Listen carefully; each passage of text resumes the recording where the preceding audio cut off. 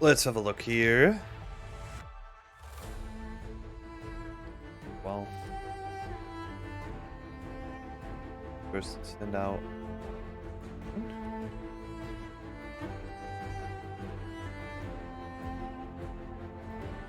It's gonna be interesting to see how it's gonna cope with everything. Unreal Engine, Blender in the background, and streaming at the same time. Let's see.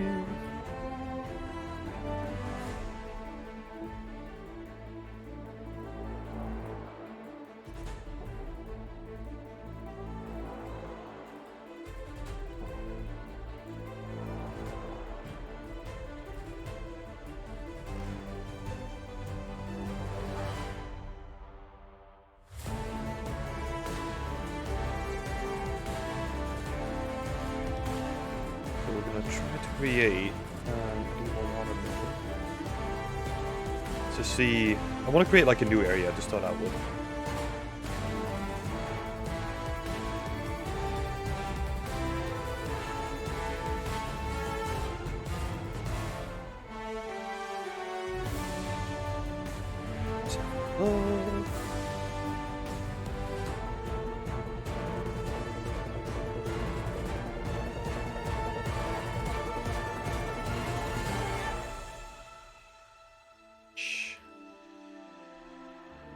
There we go.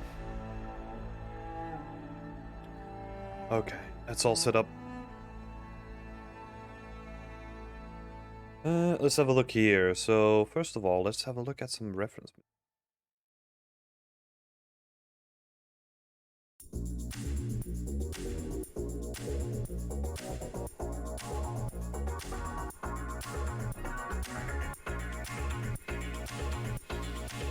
All right. Got a whole bunch of ref here, but today I'm just gonna stick to this little section over here.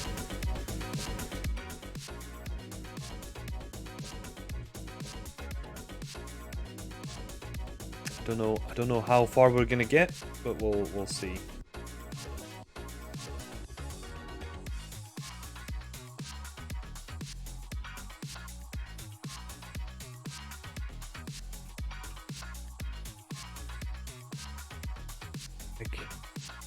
Little canal here, we got a bigger channel over there.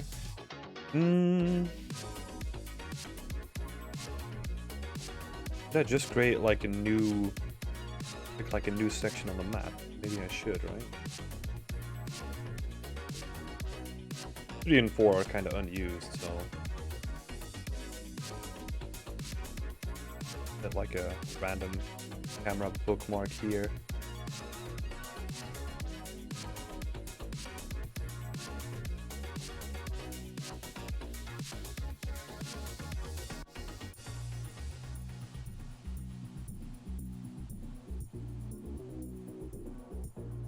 Do some landscape work for.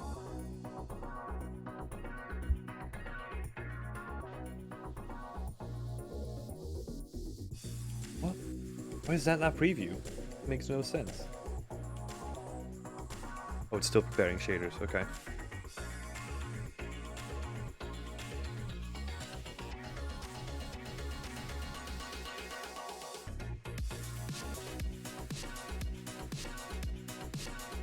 There we go.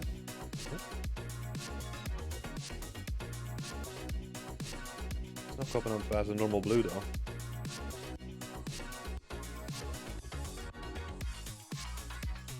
Okay.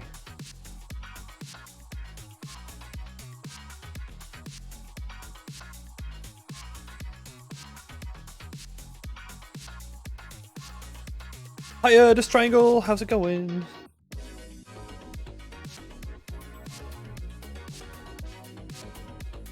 A random patch here.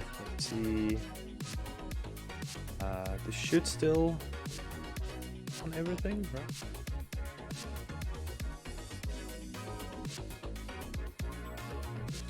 Going good? You? Yeah, I'm doing great. I'm trying to get back into art, you know? Like trying to set like dedicated times where I'm just gonna do some art. So we'll see if I'm gonna. Hopefully, I'm gonna keep up with this. Else I get too carried away in other stuff. Where is it?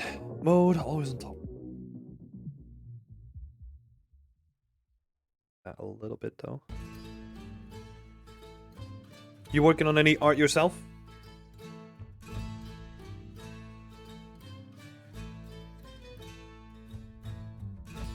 Just gonna grab like a random patch, like forest floor. Block in some quick foliage as well. Dude, it's been a while. Those are the big trees. Got the saplings.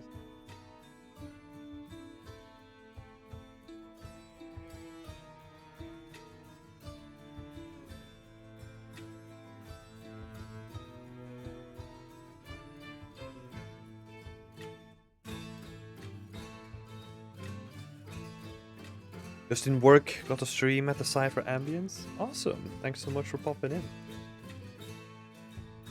Hopefully I can provide some ambience without an engine crashing and the stream getting really slow, because it's been a while since I did this, you know?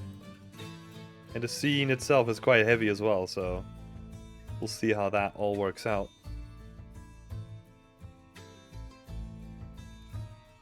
Where did I put...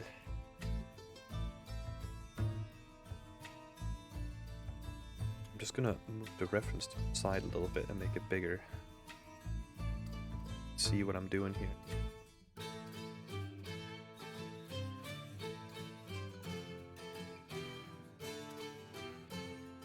It's a carpet.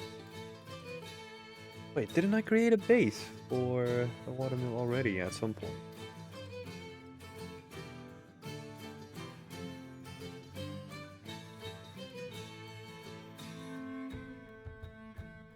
Just put it. I guess sorta. Is this a random collection of it? Is it as a base?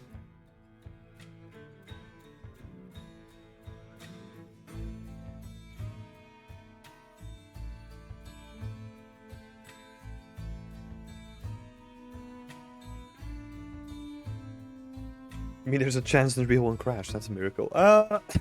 Here's hoping, right? Some days it goes really well, and then other days it just doesn't want to work with me. Or not me, you know, like just everyone in the world that's using Unreal. We'll see. So currently I'm looking at a lot of this ref, right? So if you're curious where this is from a castle in France called Gideon. And they're basically remaking an entire castle using the old traditional techniques. And they've built a water mill that like grinds flour down. You can kind of see that here. So that also means that if I'm looking for ref, it's always gonna be... I did a bunch of scouring, so I have it from like different stages, right? Where it didn't have the walls yet, up until where like the walls kind of came in, and I think I might have lost them, but I think I even had pictures of the building ground, all that stuff too. So it's actually cool to see that transition happening, because there's so many people that go there on like vacation that you can check out like the different building stages. It's freaking awesome.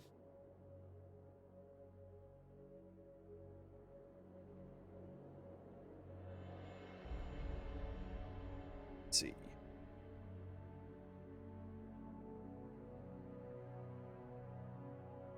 This is basically just a chill stream to get back into it, right? Because it's been a while. I think it's been a couple of months since I worked on this.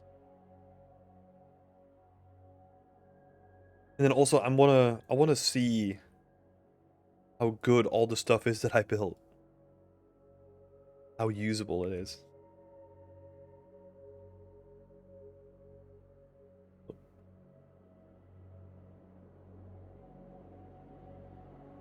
No, I didn't want to do...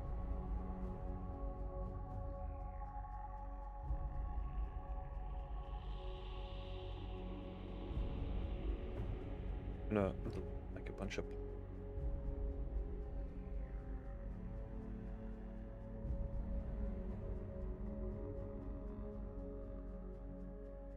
They kind of have one building to the right that sits in the water, right? So let's imagine that the water's gonna run somewhere here, and I think that's like a ditch that they dug themselves.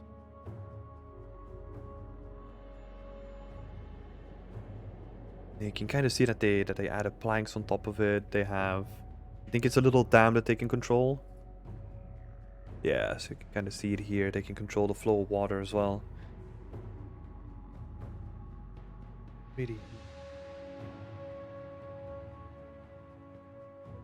But it means that we have to dig a ditch, and then we'll have to find a solution how we're gonna solve the edges of the ditch, because the terrain doesn't give us enough geometry to work with to make that ditch look really nice. We'll have to kind of blend meshes into it. First, let's dig that ditch though. Let's see how far we can get.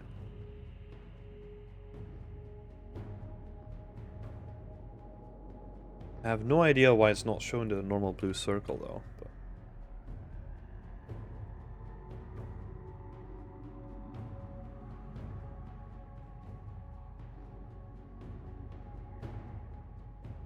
okay, a little bit. Can always clean it up. Right?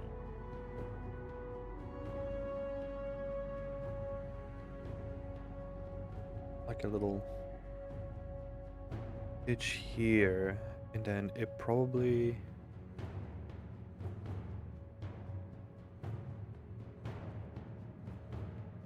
Oh, on which side is that?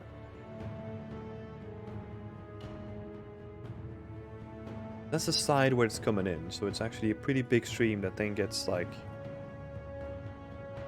funneled into this, or goes away to the side.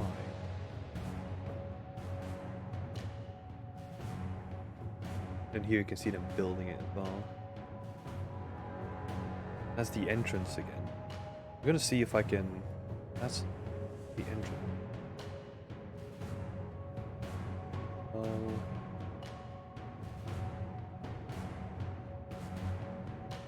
So it must join up with the river at the end as well, again, right? What I'm thinking.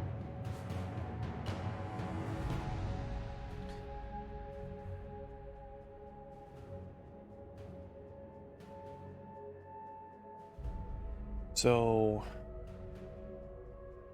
that means that we're gonna.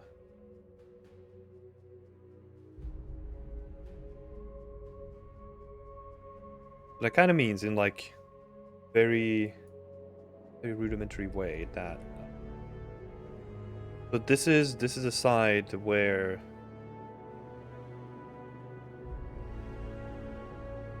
the water comes in. Oh shit! Adding to it.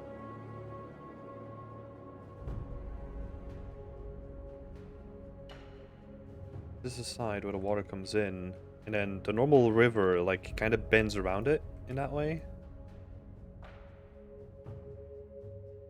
And then this thing joins up with the river at the end as well. We kind of have to keep that in mind.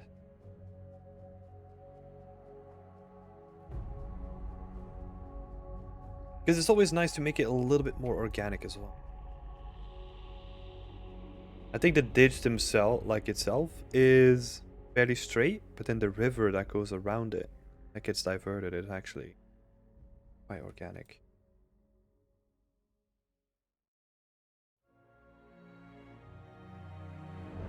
Something like this.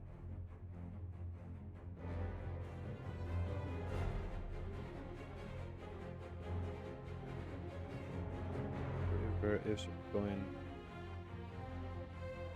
around this. Gonna be wider.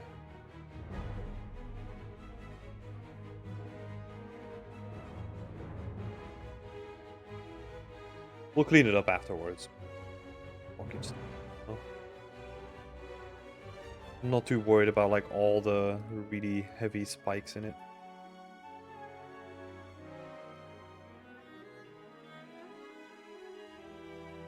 Maybe.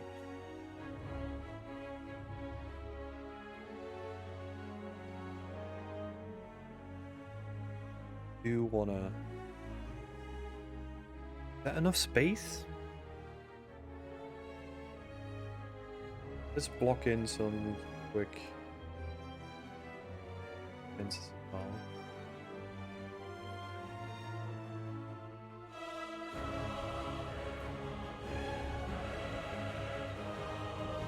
Okay. If you're new to the chat, feel free to ask any questions, right? Or just let me know what you're working on as well. Be curious to hear what you got going on if you're making stuff in Unreal as well.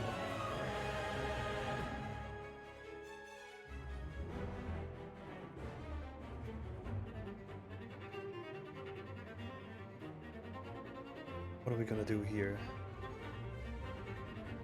I'm gonna see if I have some...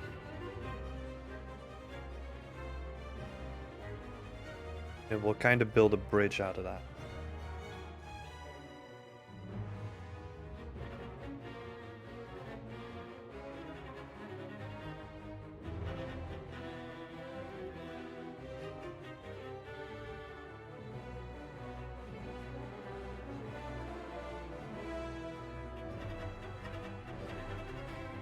And again, everything is supposed to be like kind of quick and messy at this point, because the focus here is supposed to be speed. Sim stream, hell yeah! It's been a while, huh? Been a while.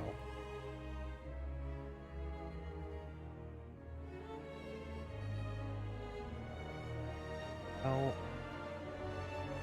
have it go to the other side. I'm looking at my ref constantly too, right? I know that I have it on the side, but I'll try to keep it somewhere on the screen.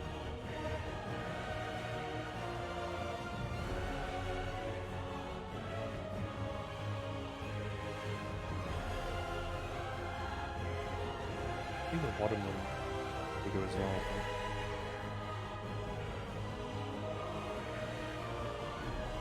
That bridge once we get there.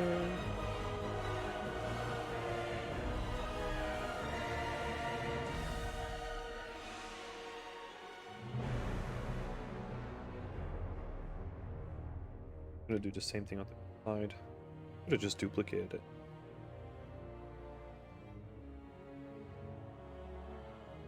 And they got this.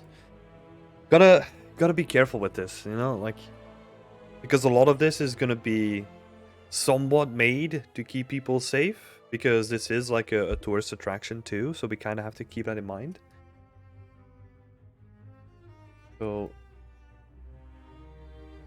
some of these fences are not gonna be there, you know, or they're not gonna be looking as good. I'm gonna introduce some more organic shapes into it.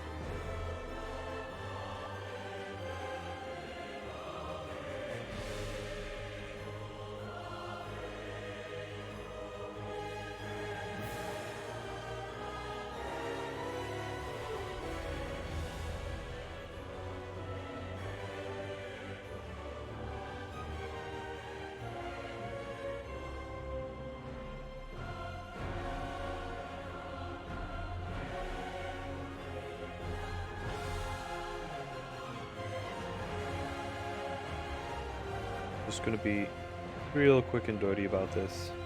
Careful. Always clean it up after.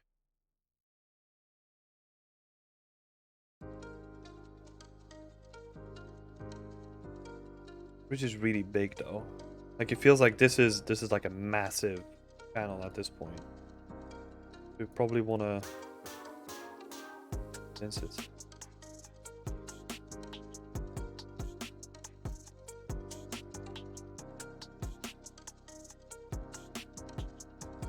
Like that probably makes.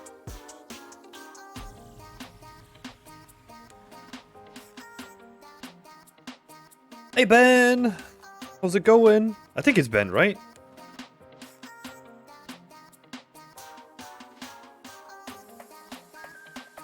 Doing good, man. Just having fun. It's been a while since I streamed.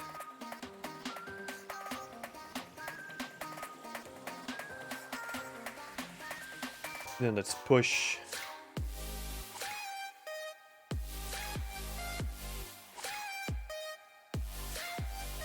want. I'm gonna sample this height, and we're just gonna push it real close to it. It's actually not that bad in terms of geometry that we have here. Not bad.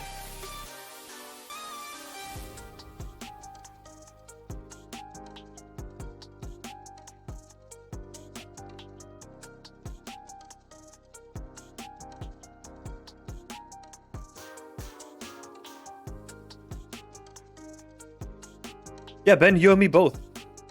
Like, I used to have like really long curly blonde hair, but those times are gone.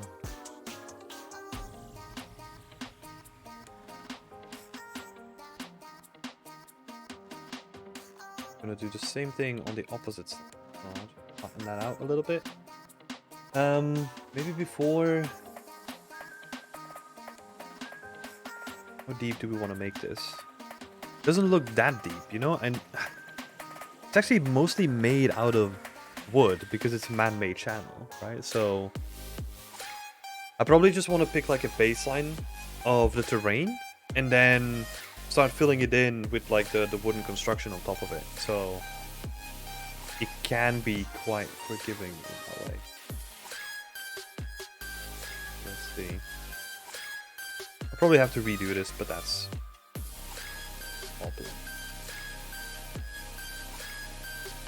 Put the channel back, then we're gonna do the same thing. Push it back in.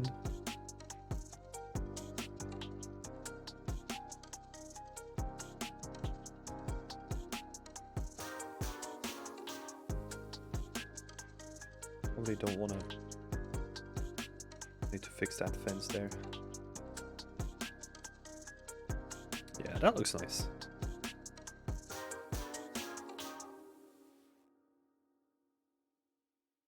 And I'm just gonna fill all this. Whee.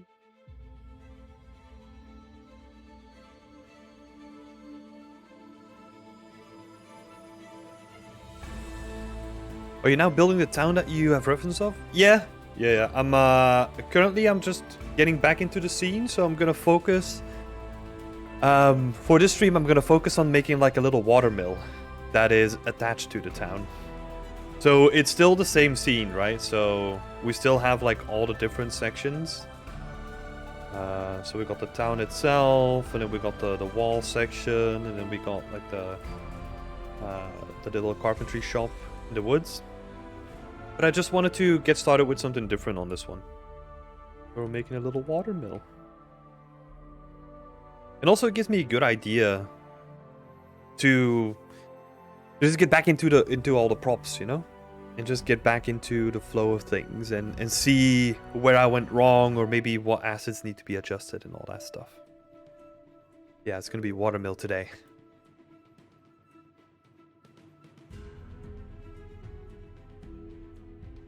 Okay, let's go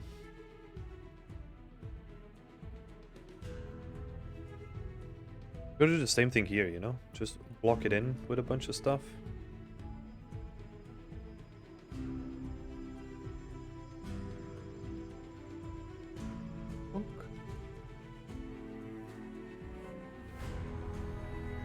Currently, these wooden planks, they have like RVT, so they have real-time runtime virtual texturing applied to them, right? So it's basically sampling the terrain underneath and then applying it onto the texturing itself.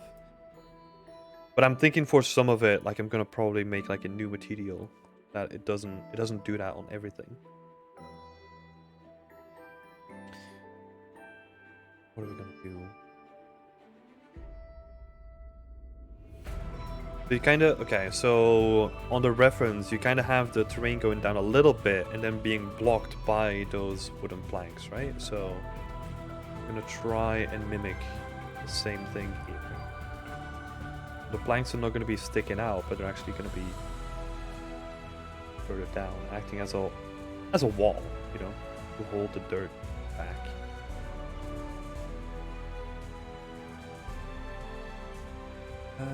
Hold on.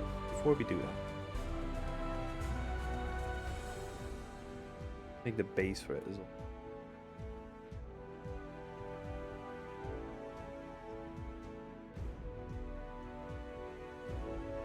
Oh, thanks, Ben. Yeah, I'm gonna see if I can do like a weekly stream again, because it sounds so weird. Like, I get so distracted with Beyond Extend stuff that I don't really make time to do art, so I kind of need to force myself to do it. So I thought, hey, why not let's do like a weekly stream again, right?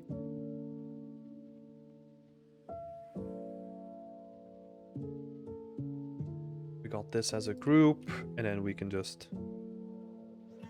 start building it.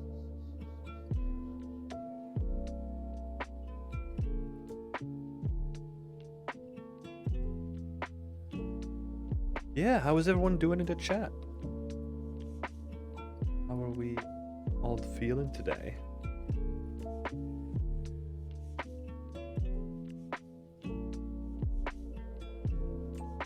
Panel go away. Scott has given me the hydrate. Came prepared. Thanks, Scott.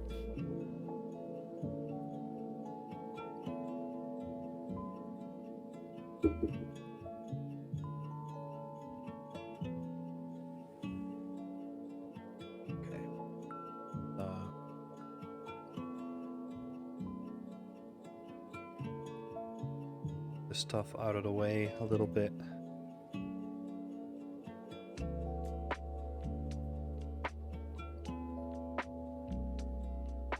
And they have like reinforcement beams on top of it as well.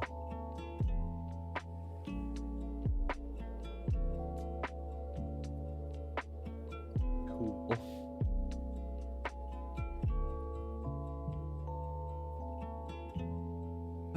That's a round beam.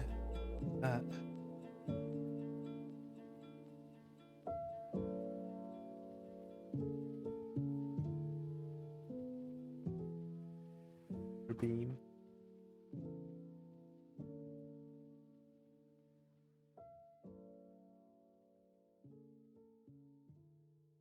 Scale that up a little bit.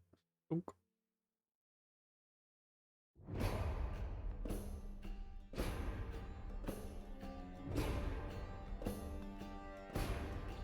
And then this is where the water wheel's gonna go. I'm gonna have some wheels lying around. Might as well just pop one on there, you know? Just use it as a placeholder, you know? Have some fun with it.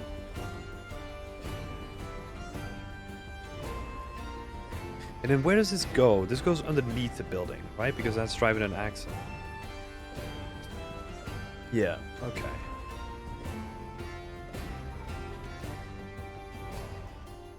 Ship it! Let's go!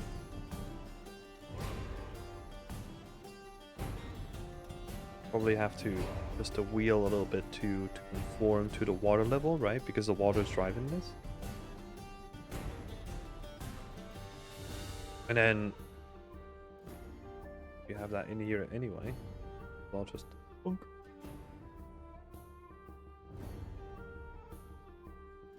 That.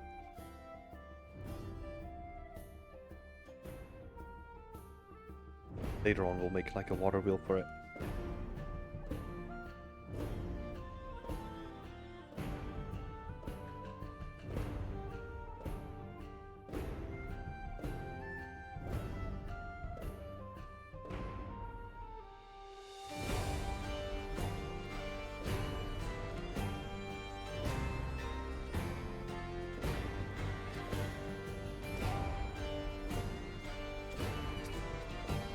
It's a very fitting song as well. I love it.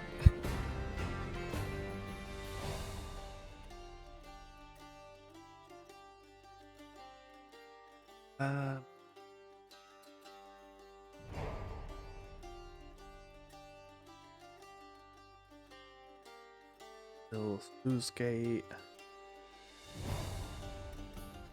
What does the building next to it look like? That's just a little workshop, right? Oh, okay. That's where they make the the plates.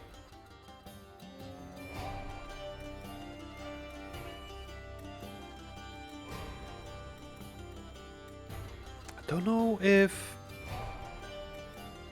I want to have that there. Definitely want something there. I don't know what makes sense, right? How would they store grain? Probably like a granary above the ground, right? To keep it away from rodents.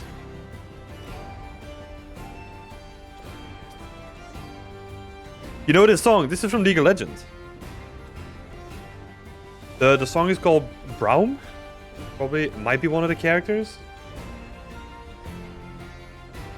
Let me make a note because I actually want to look up. I want to look up like grain storage.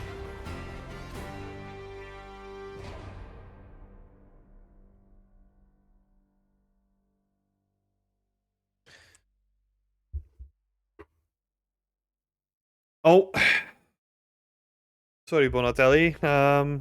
Yeah, I'm trying out this new bot thing, so sorry about that. You're probably really excited about like finally figuring out where it comes from. let me switch that off.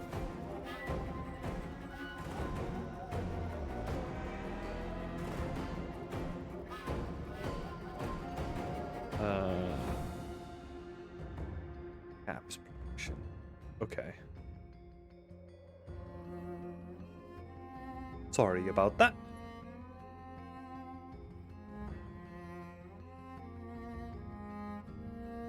I'll not yell with text anymore. Alright, I'm just getting back into streaming, you know? So there's gonna be hiccups and I'm trying out some new stuff. Because there's some new moderation tools that I'm trying out because occasionally we would have like weird spam in the chat, you know? People spamming like fucked up links. It's just like, not doing that. Well, not people, but bots, but. Oh, from Age of Empires. Wait, I'm gonna go back to that song though. What is it? This playlist is freaking massive.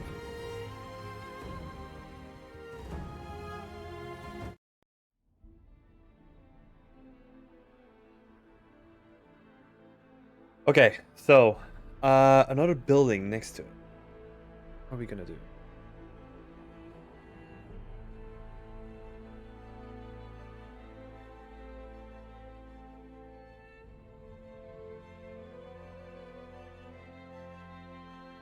Could I have a workshop? Maybe it makes more sense to have like a person living there.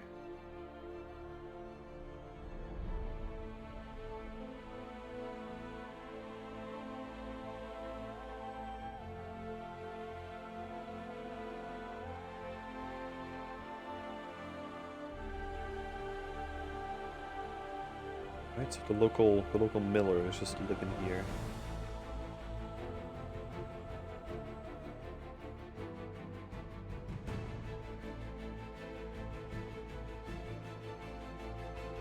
Because he would probably be kind of self-sufficient, right? He would probably go into town or like do some hunting.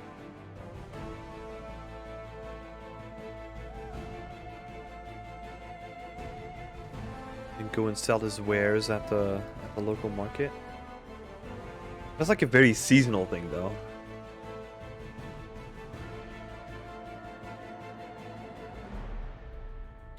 Oh, interesting. So they have a spillover as well. So if they close that, it also goes back into the river.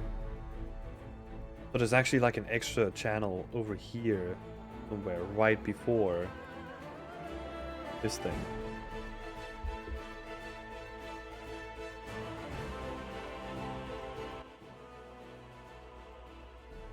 Let's have a look.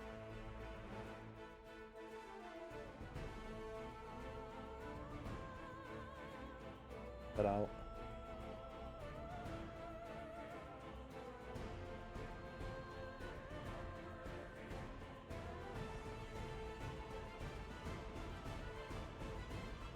I had like a slight angle. Make sure that we kind of follow that.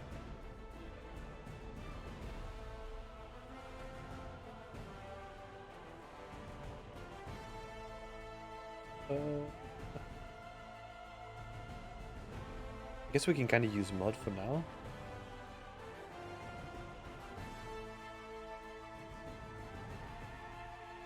Oh, oh. Actually kind of gross mud now that I look at it. Kind of has a greenish tone.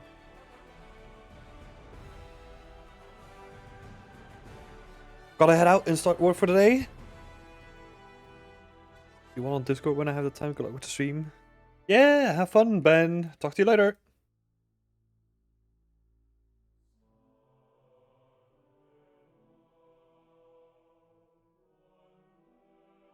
It's a long weekend. Might be for you.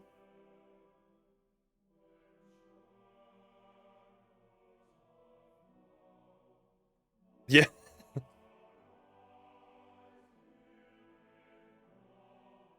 Thanks for making Scott really sad all of a sudden. Is it like a public holiday weekend over there, Soviet?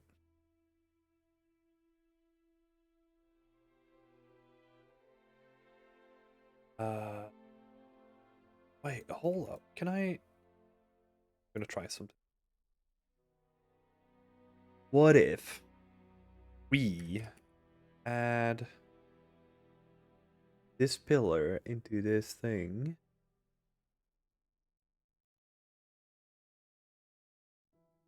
Yes.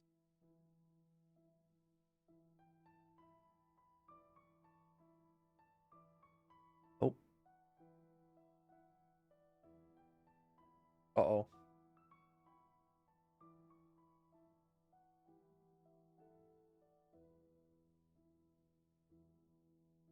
I just brought stuff to baby Jesus, which gave us a long weekend. Okay, fair enough. Oh, Three Kings. Yeah, yeah, we had the same in Belgium. We used to go singing for that. Oh. Oh, please. Please don't crash. Save. I think I jinxed it. I think I jinxed it when I said, oh, it's probably not going to crash today. Oh my god, Scott.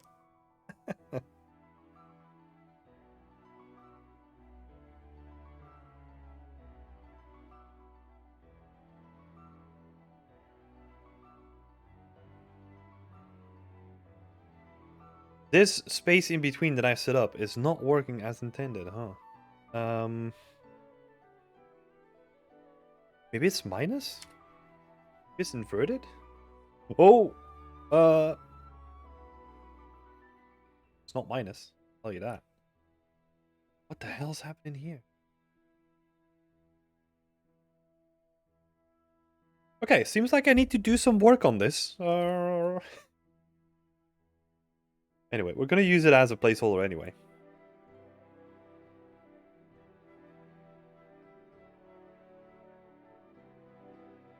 Would a small channel like that had enough force to turn the wheel? It depends on the wheel, right? Like if it's a very lightweight wheel, like the one that we're seeing, well, lightweight, right? It's still heavy. It could potentially do it. That's actually, if you watch documentaries about the building of this place, that's actually something um, that they were really curious about themselves because they struggled with that for a long time because they kind of had an idea on how they built this stuff, right? But they didn't know how to exactly replicate it themselves because a water mill is always going to depend on like the stream and the location. So they were very skeptical about it too. But I think it took them like 2 years to finally get their first flour grinded down or something like that. It was ridiculous to see. It's cool though.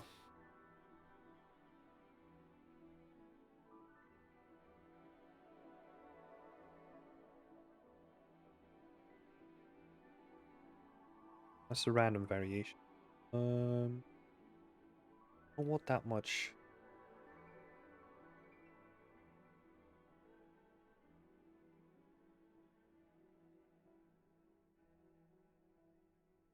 really slow when you do like a lot of them. Don't like that at all.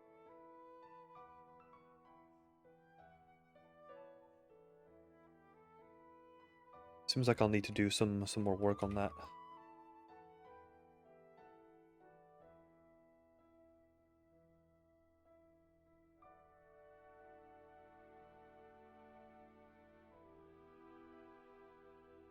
But it's a very good question though.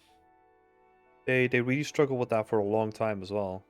Because it's such a massive project, you know, if you think about it, like just building like a water mill, because cutting down trees by hand and then like making beams out of them by hand and then setting this whole thing up just as like an experiment basically, right? It just takes such a long time. Obviously they did their planning, but it's still there's only gonna be so much that you can do in like theoretics, right? At a certain point you have to put things into practice. I think they were working with like a lot of medieval manuscripts or something, so probably not the most accurate sword.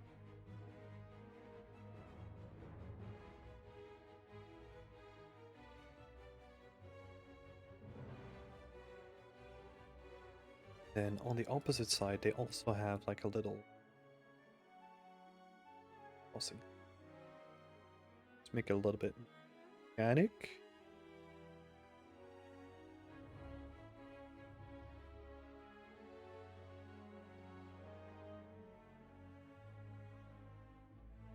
And this would all mud. Foliage there as well. Make it look a bit more lush, you know.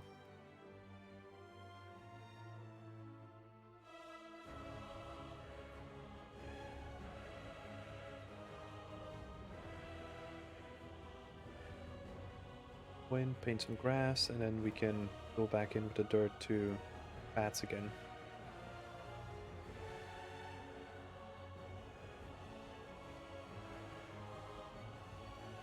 It seems like they reinforce the other side with like walls, like with like proper stone walls as well.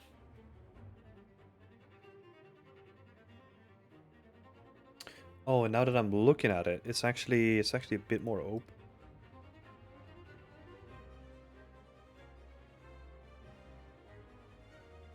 Guess what we'll do is push this back. From this point, it just becomes one with the stream.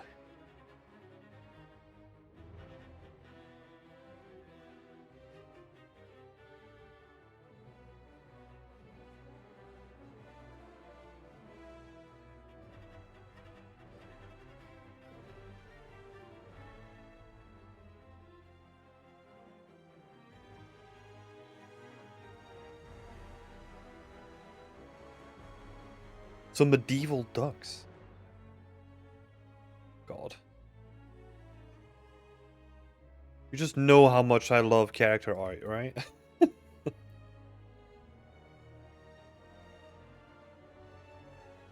Oh, yeah, I could do that.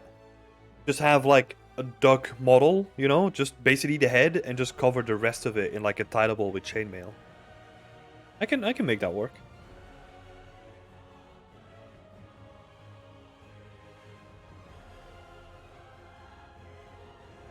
This is actually not man-made, you know? Like, nothing here is man-made, it's all duck-made. Like, I'm basically making like a duck kingdom.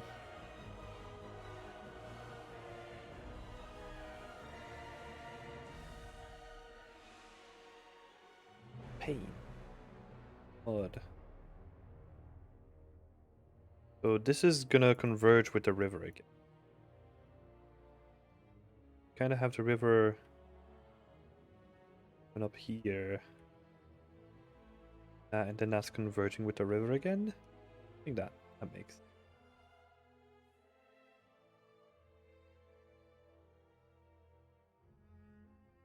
This is so slow though.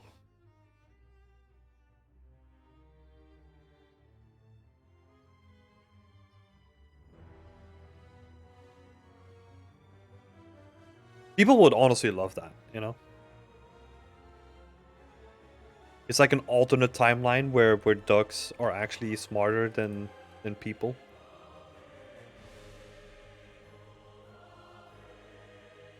Okay. What did that section look like?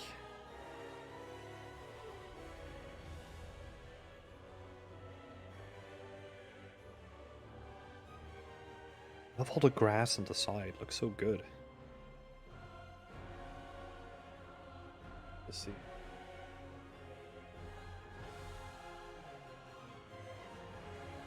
We'll have to be very careful with where we place it though, because it's gonna peek through all the wood, right? Just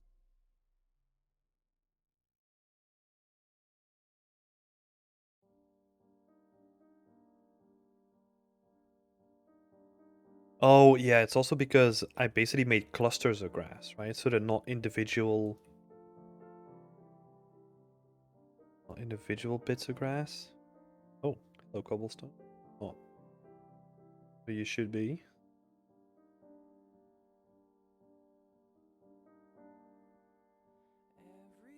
Oh my god, can all I can move them all individually in foliage mode.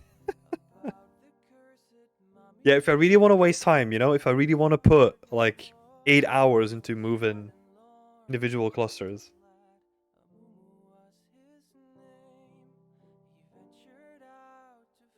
I think I've honestly had days like that though, where it was just like, I need to really put like everything squared away, right? Like I would do it like that.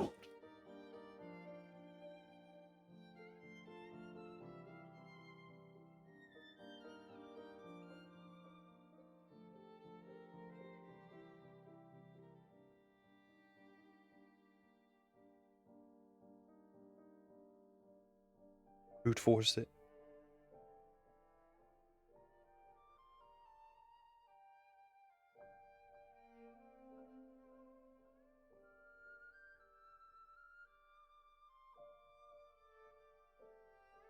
Fill it all up.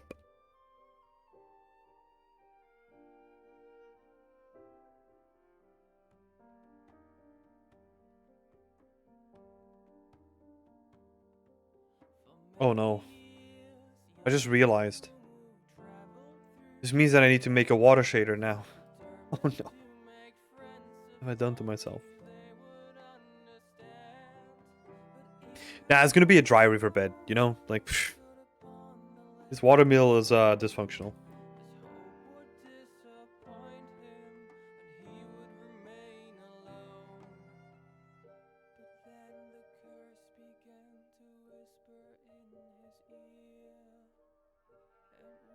Use the UE4 one. Oh yeah, they have a built-in one, right?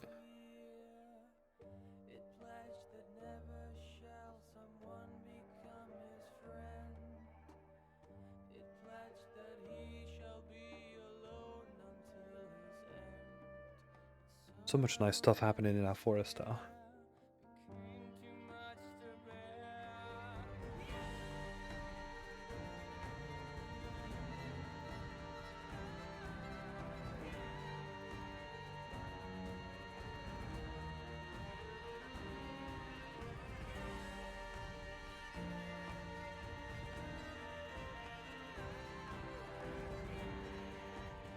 Hmm. It's the annoying thing with this though, that you don't really have that much.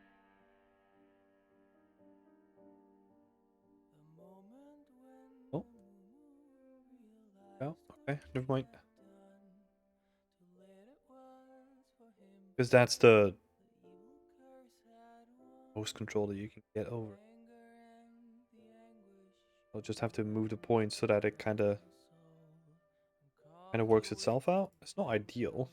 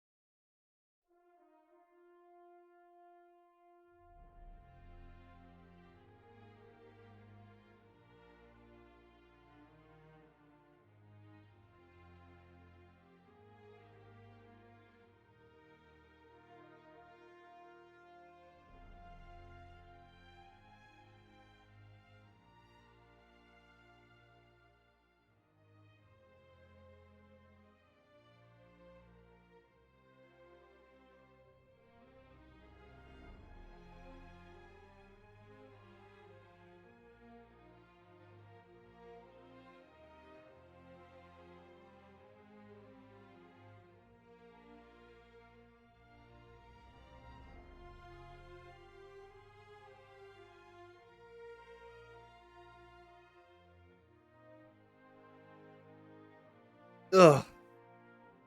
Nacho was going crazy in the background. Jesus Christ.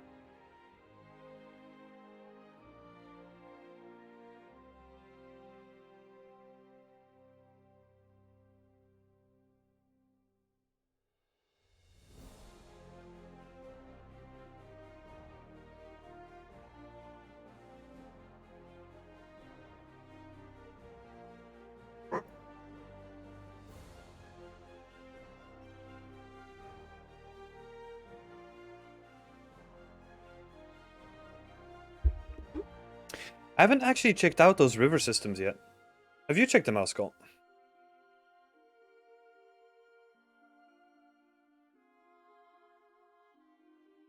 No clue if they're good or not.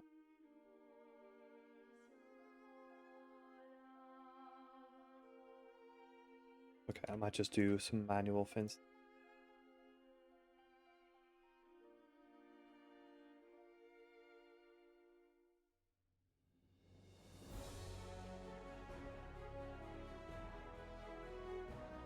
We got these as well. Forgot about these. We kinda...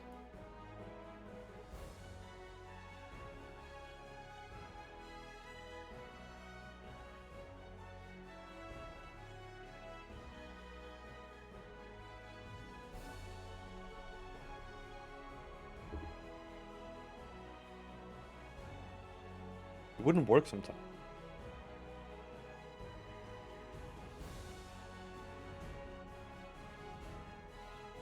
What? Blueprint is not made for this. Too specific.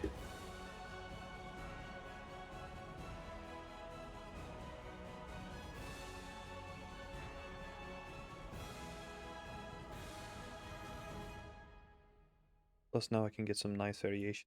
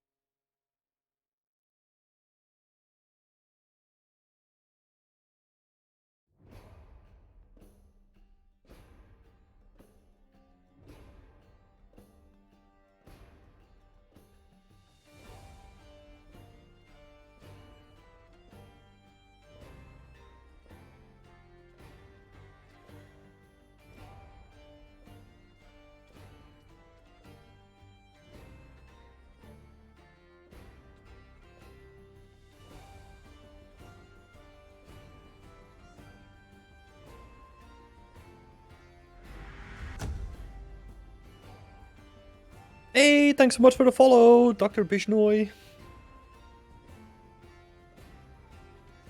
Oh wow, we even get emails about it. Thanks, Twitch.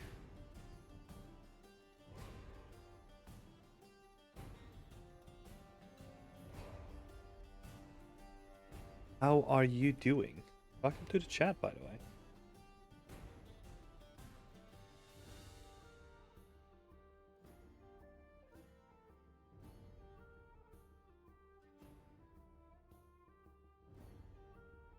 So ugly.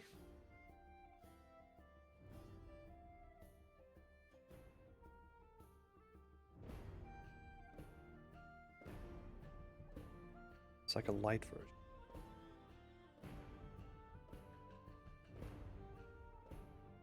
Ah!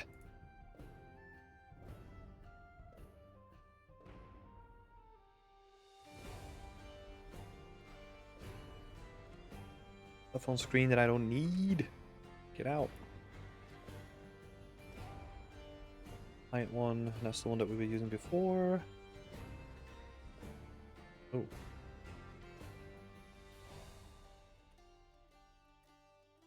There. Right, what else do we need?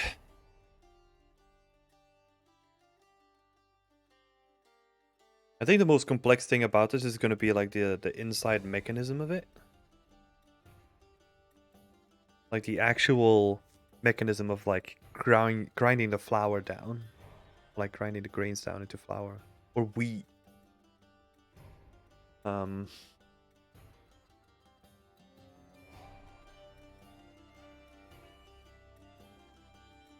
And we got this axle connected to the water wheel.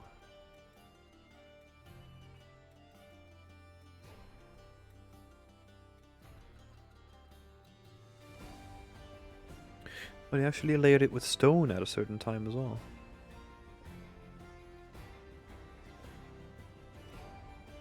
Hmm. Interesting.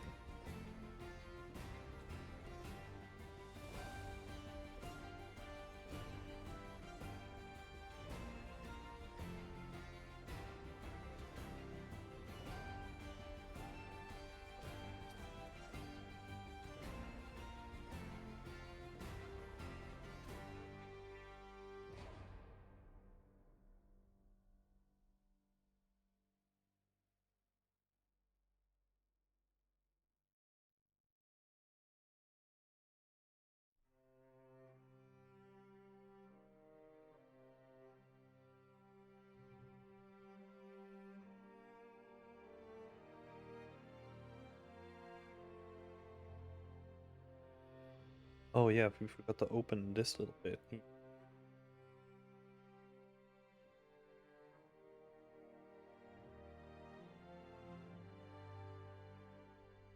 Is supposed to be open.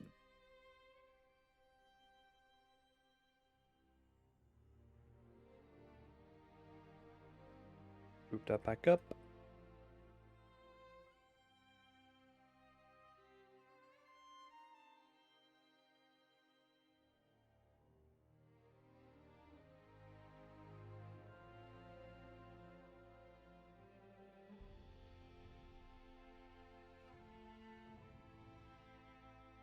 Gonna see if we can add some, like a transition here.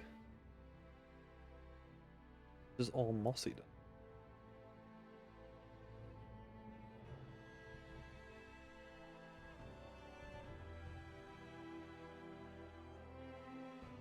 We'll add like a beam for transition, and then at that point we make like a, I think one section where it kind of looks like the planks are going into like a different direction. Just to set it apart from all the rest, you know.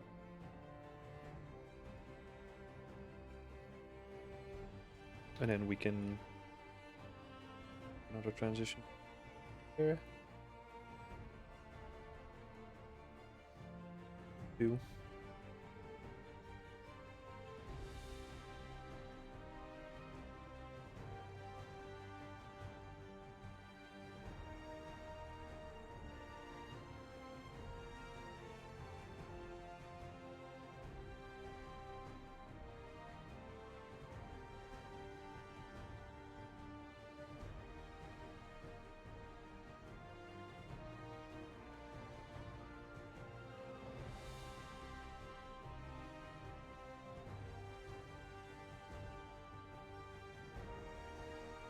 I'll need to make like a couple of sluice gates as well. So let me add that to the list. Don't know how you spell that. Sluice gate, and then the axle. Water wheel itself.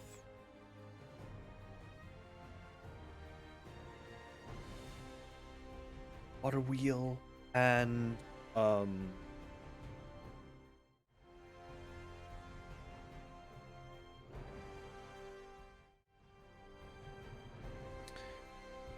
water wheel and was it like the axle underneath it?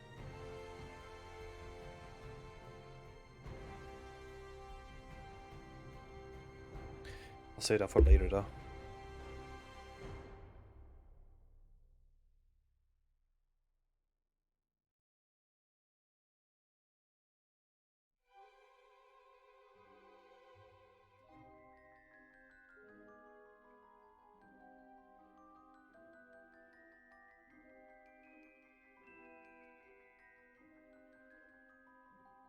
Let's go.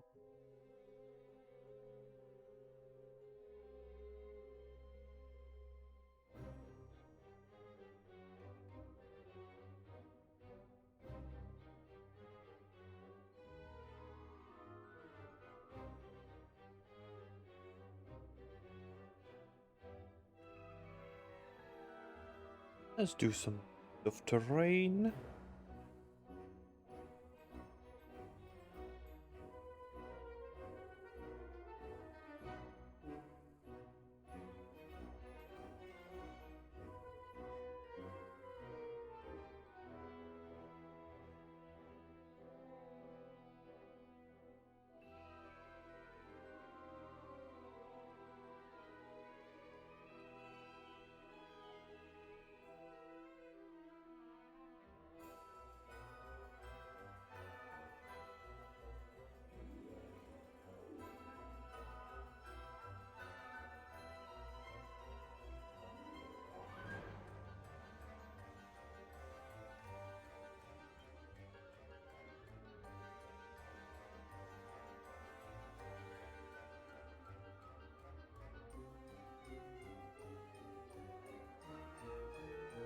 It's interesting. They even have like a little overspill protection on the opposite side as well.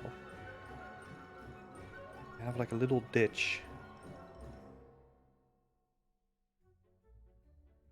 So even if the river would be like full, it would still have protection, like moving it away from the watermill itself.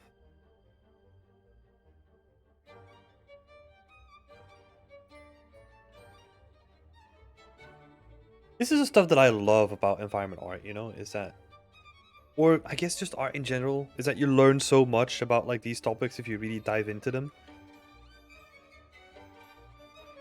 So cool.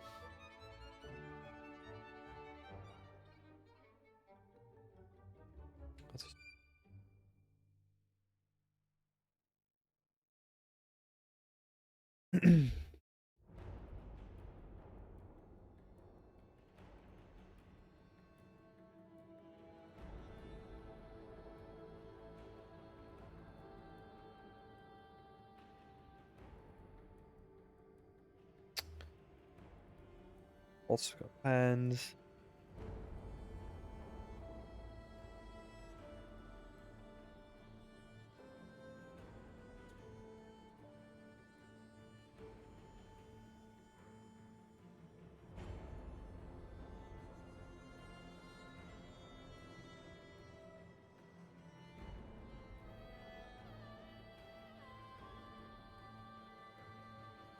It's a love-hate relationship with me.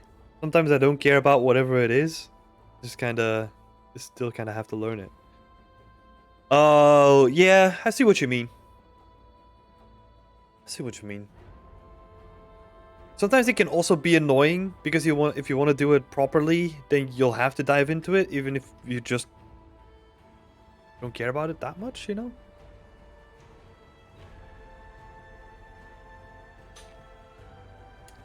But saying that, maybe that's a good indication of something that, to your core, maybe you don't enjoy learning or working on.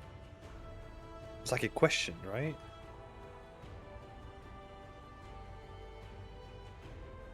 Because like I definitely know what you're saying, and I've had that feeling before, right? Where it's just like, oh god, now if I want to do this properly, I need to dive in properly, and it's just like, ugh, don't want to do it.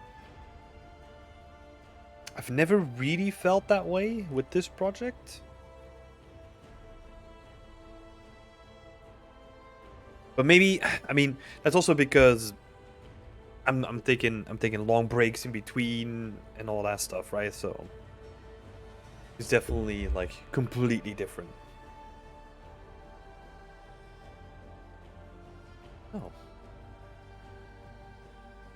Could be something there, could also be nothing.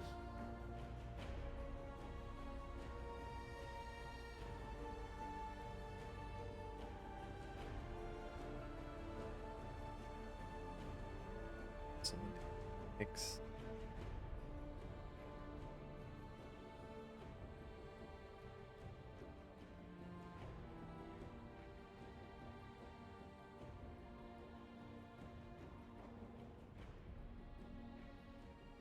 Yeah, also doing a project you choose. Yeah. Well, yeah, that's true. I can see if you're working in like a professional environment and you want to do it justice, and it's something that you're like not really that excited about, you know, becomes a little bit more difficult.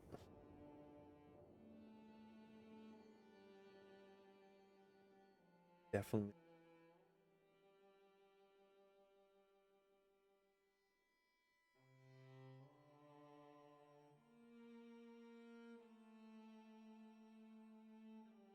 Getting some additional layering going on now.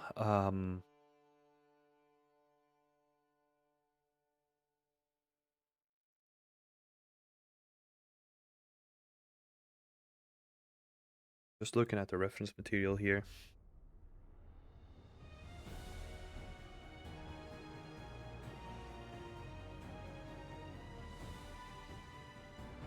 Oh, actually, the fences are not that close to the river itself.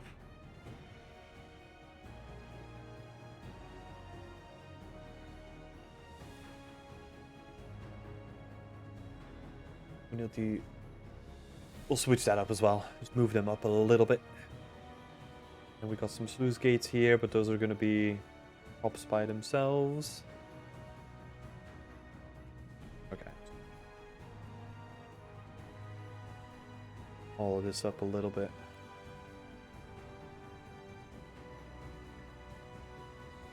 Base.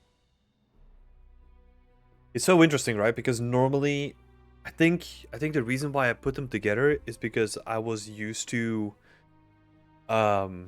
keeping level design in check, right? Because you kind of want to condense everything so that like a player can't get stuck on this little ledge, right? So you basically want to conform everything as close as you can to like the same thing so that it gets perceived as a wall, so that it basically becomes like one bundle of collisions, right? So that a player can't get stuck in between things. Maybe that's what I was doing, like, instinctively. Level design scarred me.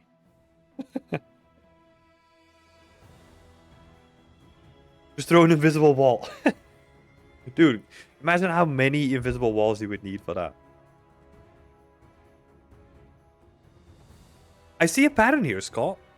You love doing, like, very repetitive manual work, huh?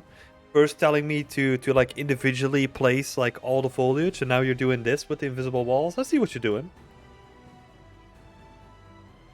You want me to never release this ever, you know? Trying to sabotage me, man.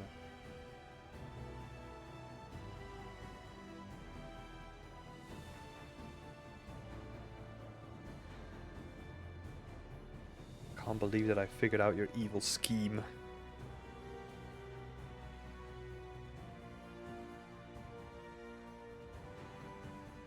I'm getting some jaggedness on the edges, though.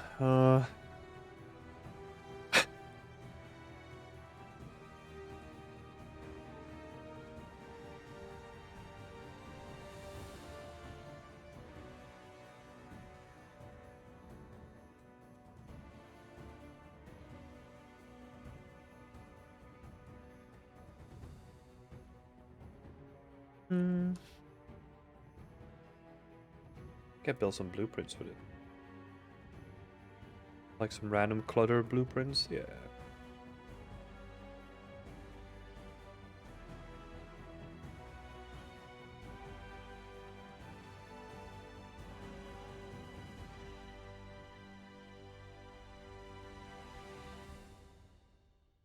Di Piero, hi, is it okay to ask for advice on a project? Would love to know what time you think it would take. Yeah, 100%. I need to quickly double check if we got, if you can add links. I think I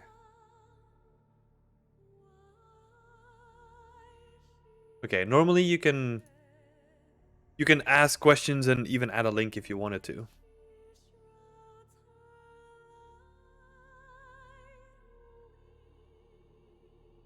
Oh, don't have anything yet, just the idea. Yeah, that's totally fine. We can add it to the chat and then we can discuss it.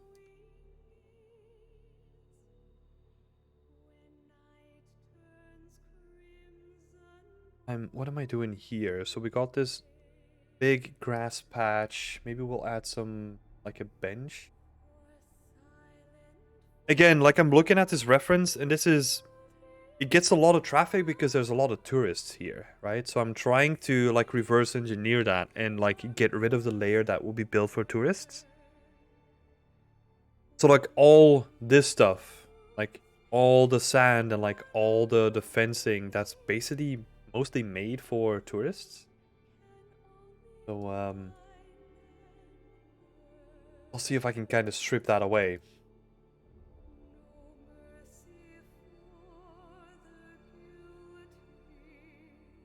Got like a little house.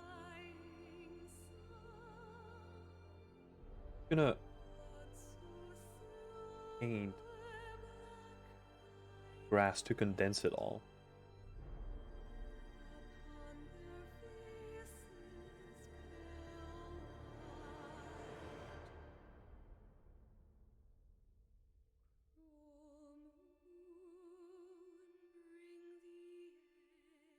Maybe do the forest here. This would be forest floor. Lock that in.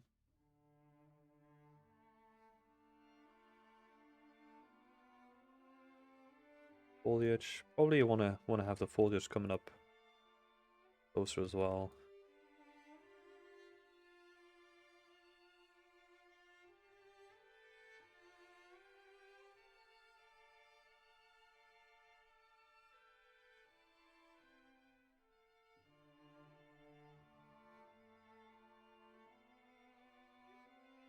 So we got this 2 to 4.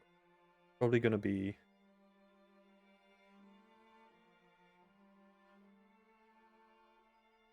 a little bit more. Because it's mostly gonna be just the one guy here.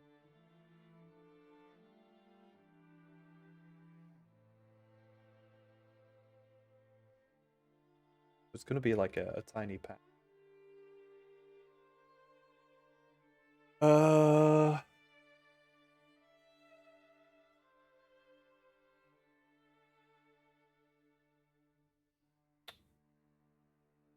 Gonna a little bit of mud here, you know, just to indicate that there's gonna be like a path there.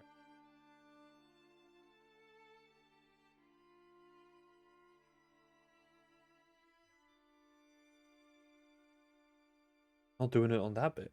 What?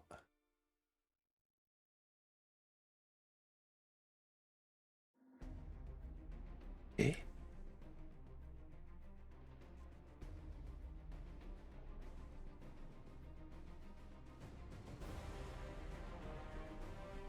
Oh my god. So weird. What's happening here? What?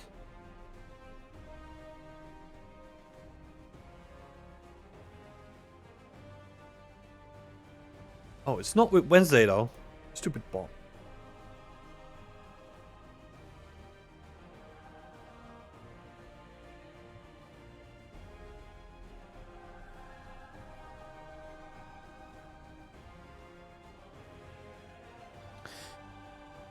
Let's see. LD Piero. I want to make an industrial building interior and a small exterior area. About 200 square meters. My plan is to make everything custom. The goal is to get nice renderings and walk around with the character in Unreal. I've done some other projects in the past, single rooms, but not to that level. I made a small Unreal Engine project in the past, but nothing large. My guess was about 6 months. It's not a question about like what scale you've made before. It's more a question about like, are you comfortable with modular workflows? Like, do you know about trim sheets? Do you know how to make the most of your shaders? Do you know how to make modular kits? All that kind of stuff, right? Because that's, if you're building a big scene, it's not about making everything custom. You have to think about it in a way where you're gonna have to reuse something. If you're thinking about 200 square meters, it's already like a big space. So you will have to think about like if it's gonna be an industrial interior. You're gonna, if we're talking about like a generic industrial thing, right? The first thing that pops into my mind is that you have to have a couple of different sets of pipes And those sets of pipes, you're not going to make every section unique all the time. You're just going to have something that you can kind of build yourself, right? So you make like a kit that has 1 meter straight section, 2 meter straight section, 90-degree corner, maybe like a T section, maybe a cross section as well. And then once you have that, you can just start combining everything into whatever layout you like.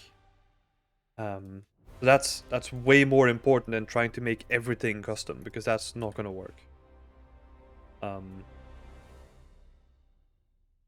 Or I mean, it can work, but it would be like an absolute waste of time.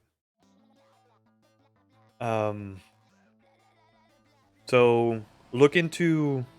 Well, let me ask a question, right? Like, do you know about trim sheets?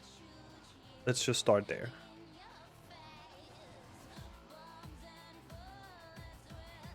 Yes, okay. And you probably know, if you know about trim sheets, you know about modular assets, right? Or like making a modular kit.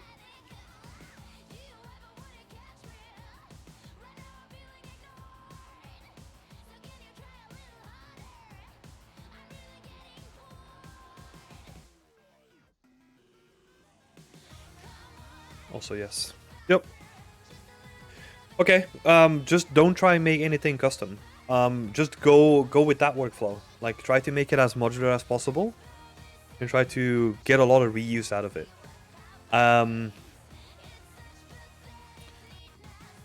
Let's have a look.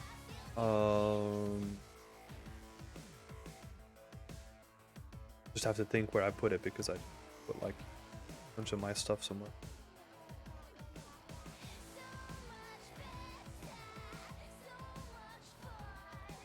So if we're talking about like an industrial, I made an exterior, right?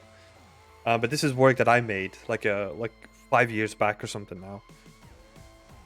But this is already built with like, I think 3 sets of pipes, and then just like a bunch of other assets, right?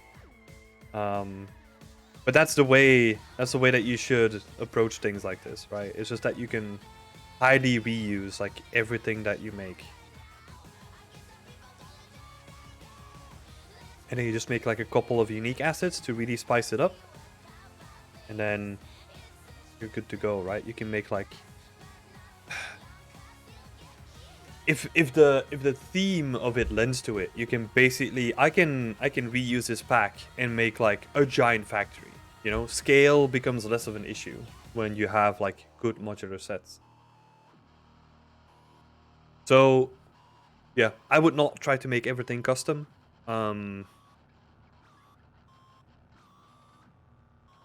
Yeah, that would be my thing. Your guess is about 6 months. Uh, yeah, I think that's a realistic timeline if you make everything modular. It depends on the detail that you want to go into, right? If we're talking about like making an industrial building interior that also has a bunch of machinery in it, I would probably say probably more than 6 months, because you're gonna deal with like a bunch of complex machinery that needs to look really nice. But if you're making something like me, right, I stayed away from all the complex machinery and kind of focused on like the exterior of it, then you can definitely get that done under 6 months, I would say.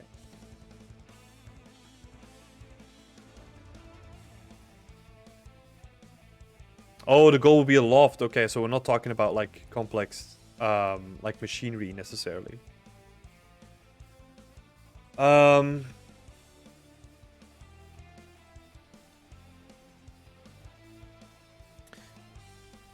That's gonna require like a bit more of everything custom, right?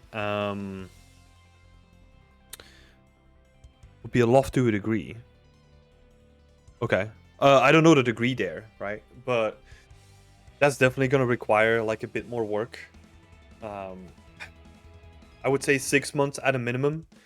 It's hard for me to say too, right? Because I don't know what your skills are. I don't know what your skill level is. I don't know what your speed is and how much time you're gonna be dedicating to it like each week. Yeah, it can be done.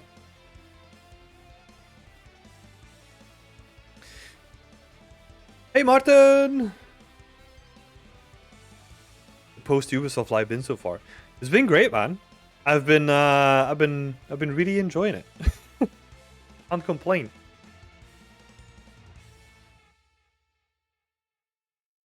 It's been yeah, it's been cool. Like I think I mentioned it in last stream, like that I did like a couple of days ago, is that this year was basically just a little bit of soul searching and kind of get used to like the new rhythm, you know, because I can basically do whatever I want, and that whatever I want to do needs to still bring in some money to get me fed, you know. So it's been interesting having that creative freedom, but it also meant that yeah, I kind of like oversteered to do like a bunch of stuff, and now I just need to kind of condense it down again. How have you been, man? Are you still at UB as well?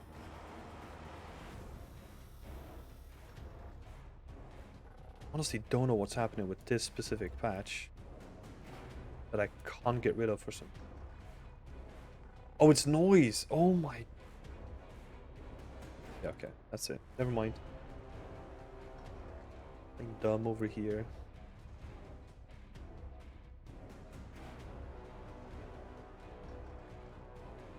Little pathway here. Got like a little pathway here.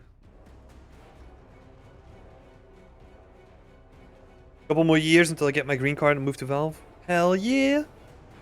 Sounds good, man. How long is that then? Like, what is a couple more years?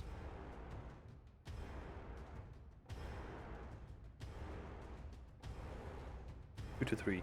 That's awesome.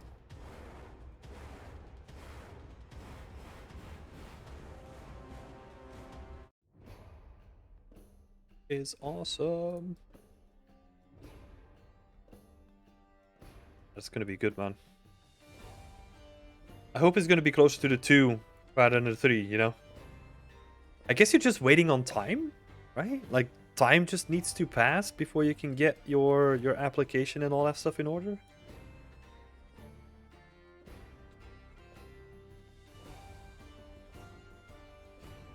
No idea how that works, though.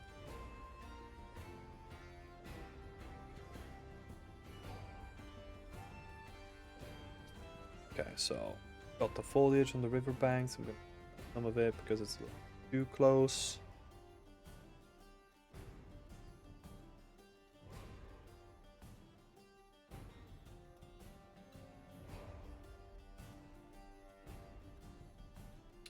Yeah, no worries, Piero. If you get anything closer, or if you get like a concept going or a vertical slice, every Wednesday I'll be here in the evenings, which is roughly like 6 hours from now, in your local time zone. So I'll be giving feedback on everyone's work live on stream. So if you ever want to get feedback yourself, you can just pop in, see what I can do.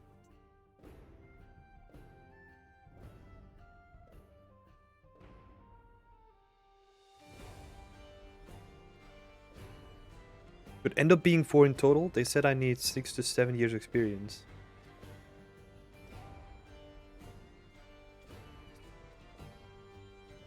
Yeah. Yeah,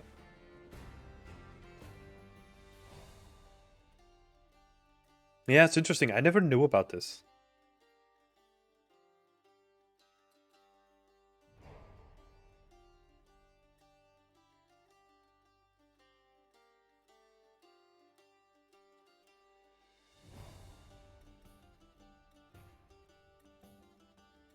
A little path here. Can I? Where's my little path? Oh. Oh, that's probably a texture stream.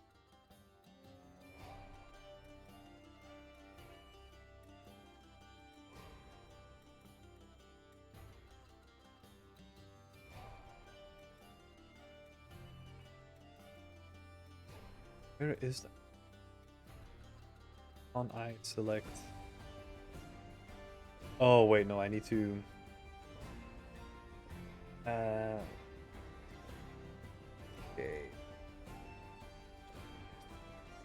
forgot that I need to be in this specific thing.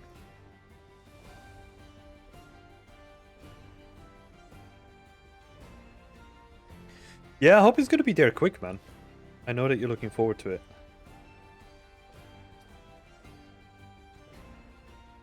Wait, how did this work again? Oh, don't want it connecting with that one.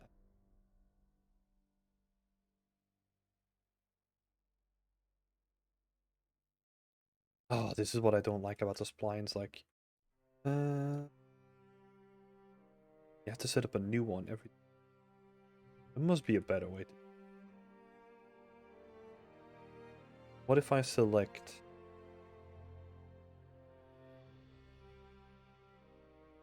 Go here. Make a new segment and delete this one?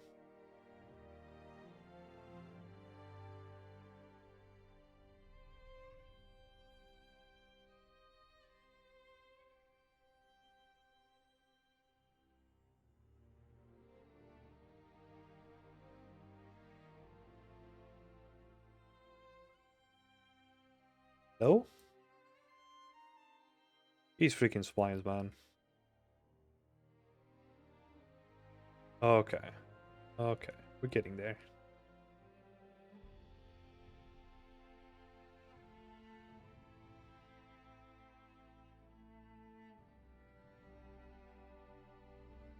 Oh no, all splines.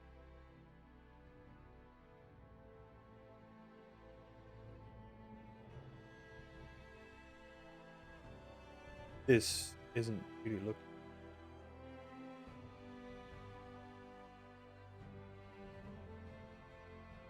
A little bit myself.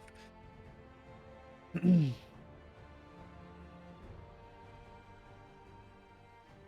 FOMO working on a Half-Life game though.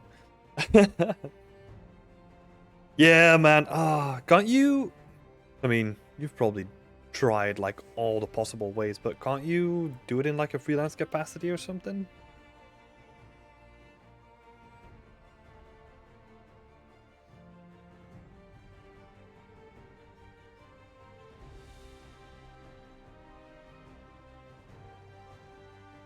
Okay, so got like a little bit of a spline in.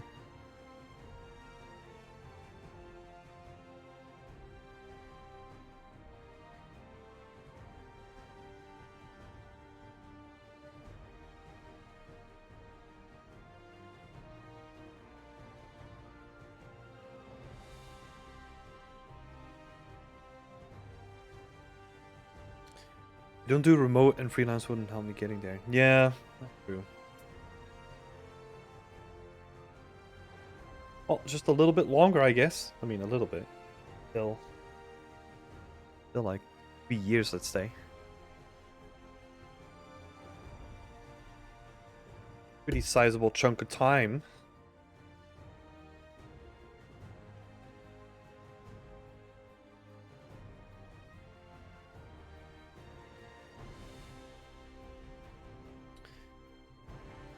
Bridges, roofs. Seeing what I got available to me.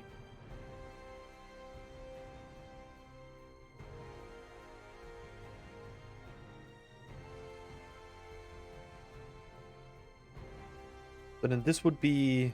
Okay, let me deconstruct. That would be the platform. Oh, got a new mandate? That's awesome.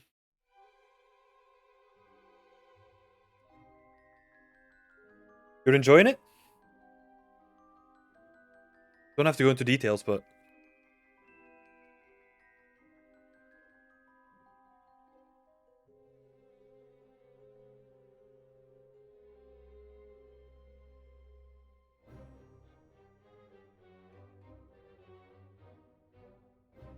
we don't have a grindstone, right? Or like we don't have anything that we can put into it. Oh, we've only seen the pitch. Fair enough. It's pretty exciting. That's awesome.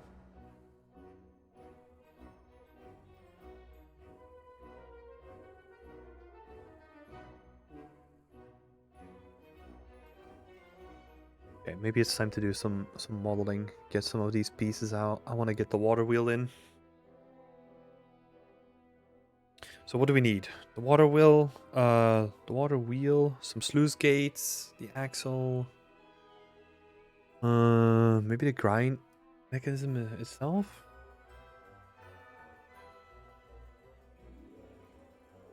Stuff would be cool to get in.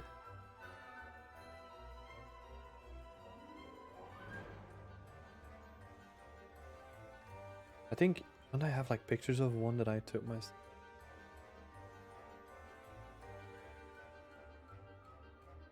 Not in here, anyway. I think I have some lying around anyway. Yeah, man, I'm excited to see like all the stuff that the studio is doing. It feels a little bit weird to be disconnected, you know?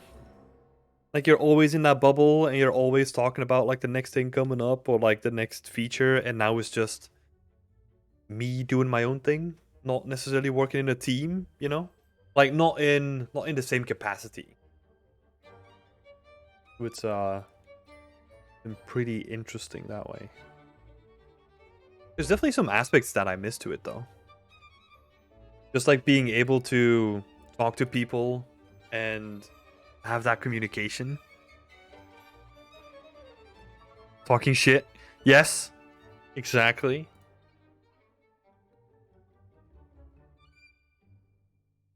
Yeah, for better or worse, you're in the trenches together, right? It's like if shit goes wrong, like everyone probably knows about it.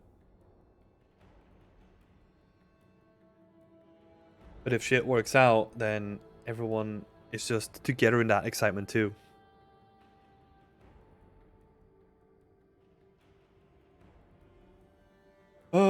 Okay.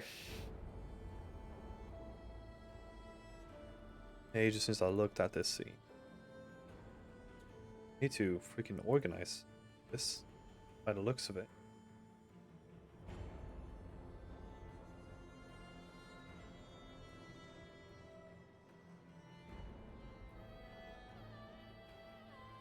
Got like a whole bunch.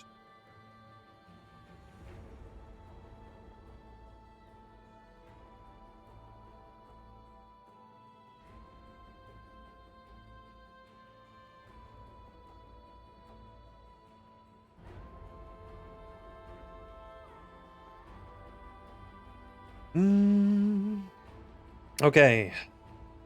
What did we say we want to do? Like the water wheel.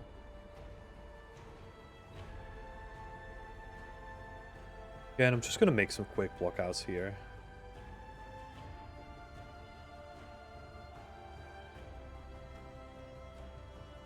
I have like a good building to kind of use as like a reference. Maybe this one.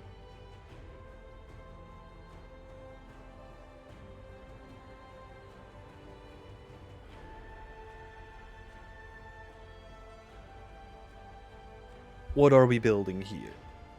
It's a rather thin wheel.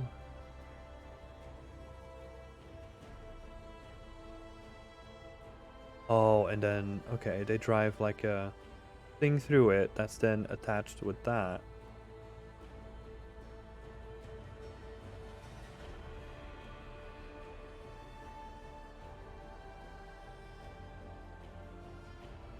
Struggle with placing my... Always in the way.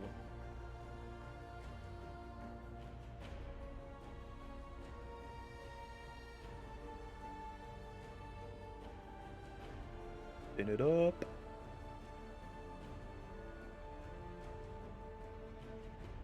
How's everyone else in the studio? Like I think Yost left as well, right?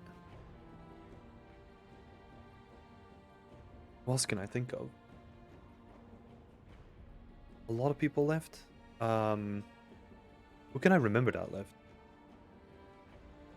Dan Mono left as well, right? And then Ben left as well. Dan's still there. I can't even remember. Oh my god. Dan is still there. Okay, fair enough. Ben left, yeah. Sorry, Dan, if you're watching this.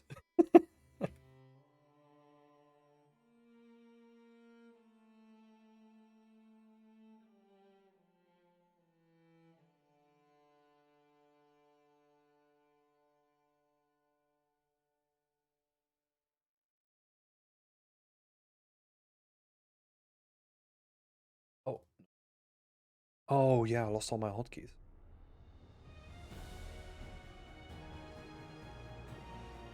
Big favor.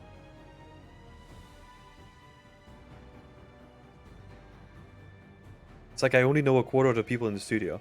Yeah, that was a weird feeling when we came out of lockdown as well, right? Like after COVID.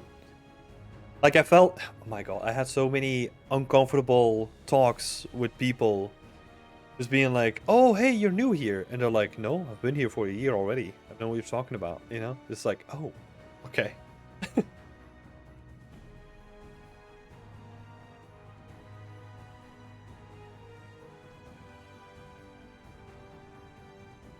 Okay, so let me gonna do it.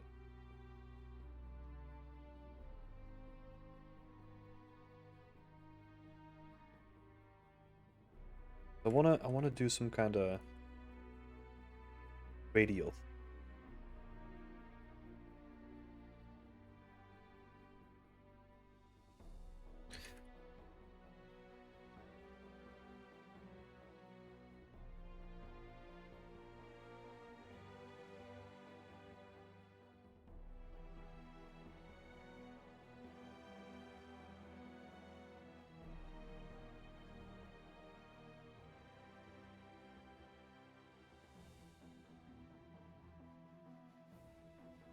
like the main thick that's coming out as like a slight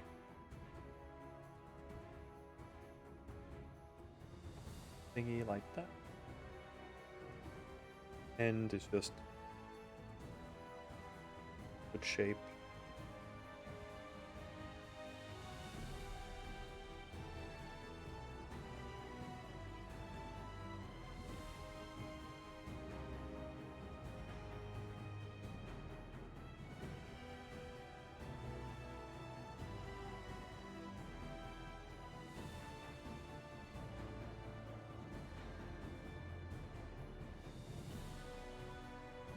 So who is still there from the LD team?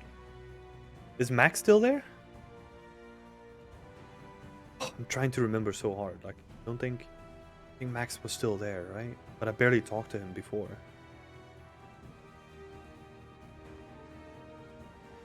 Since we all kind of split up into like different projects, right? Kind of hard to keep track of people then.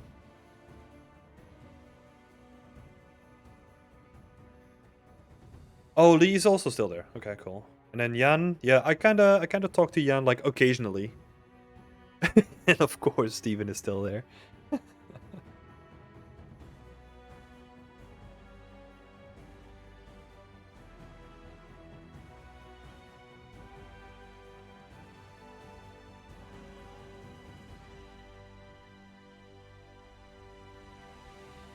Medium, what are we dealing with?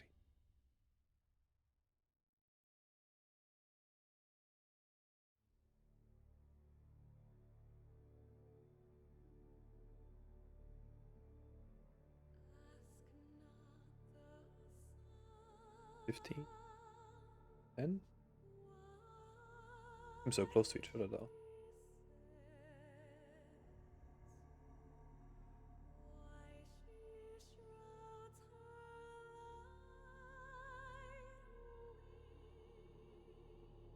Am I doing it right? Am I instancing it? Oh my god, so wonder linked.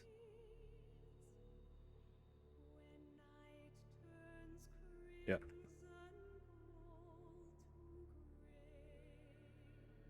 Of the Piero, thanks for popping in and thanks for the question. Good luck with the project. I'll see you next time.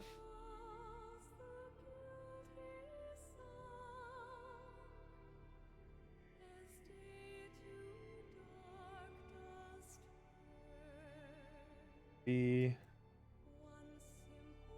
it last. There we go.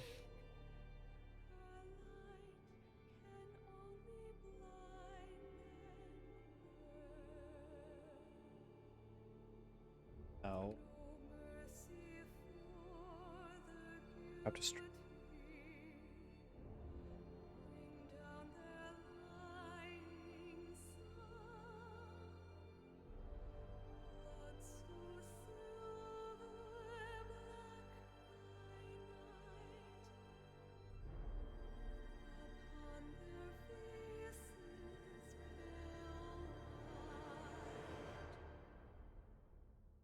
that.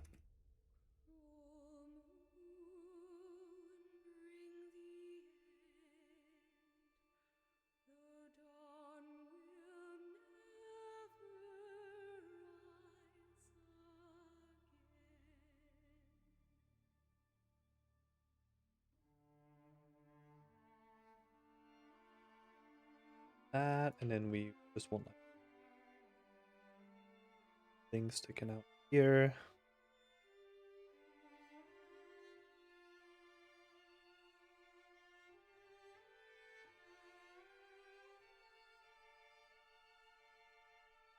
Creating like a little bit of geo, right? That I can just duplicate out, extrude out, pen, and I can just delete all.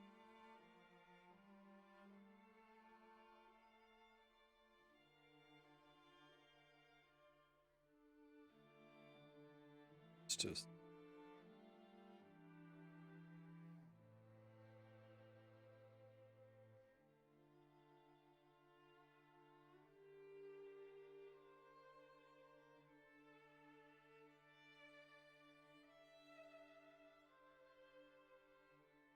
two pin.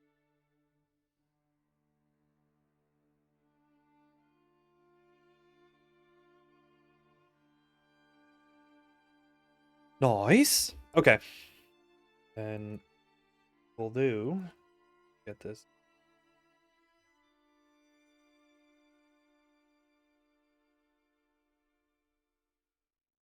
Please.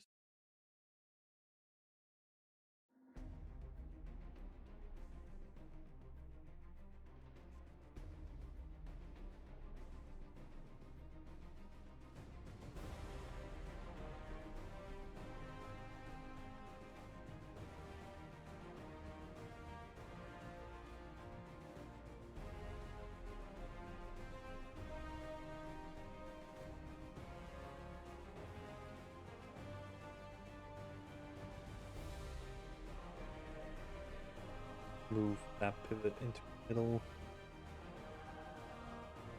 Basically do the same thing here.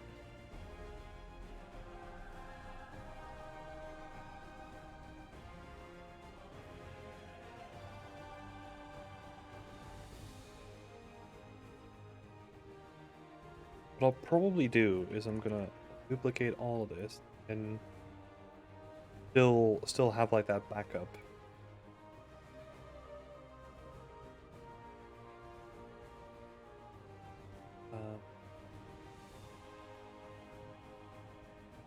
Card.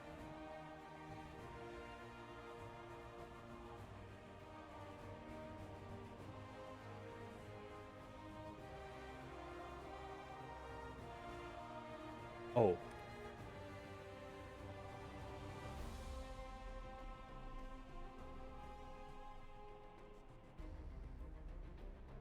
Select sharp. See.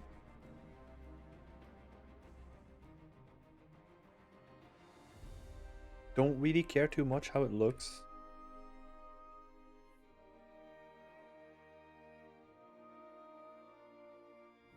You know, it just has to have like a wood texture on. All I care about. Point.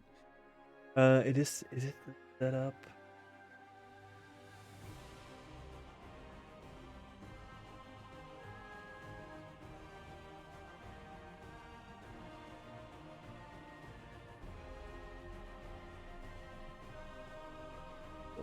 Correct.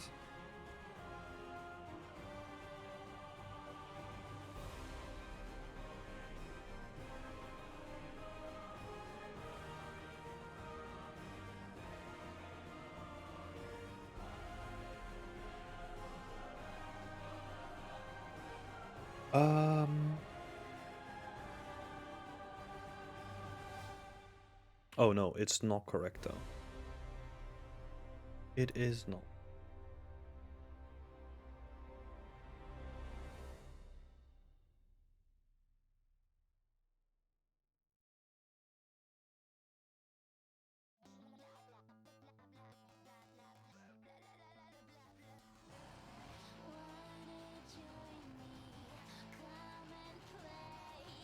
Modular kit. Game ready export. That's where it go.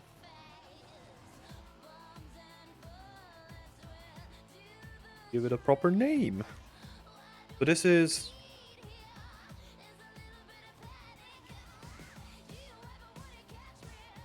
What are we?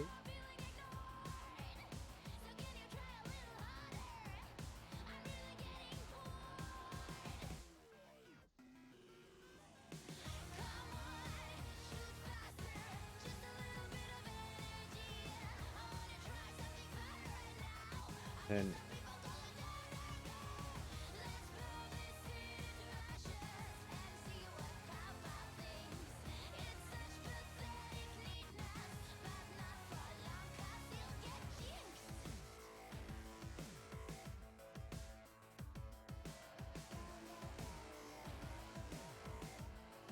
oh,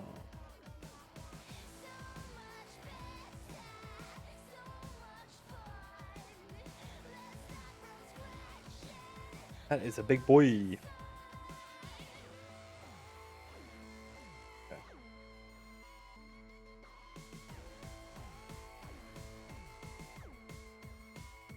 So that's it at scale 1. Actually, that's not too far off.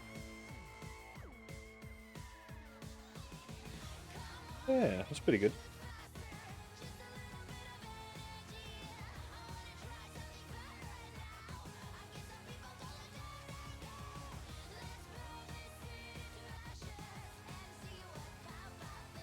Pretty good.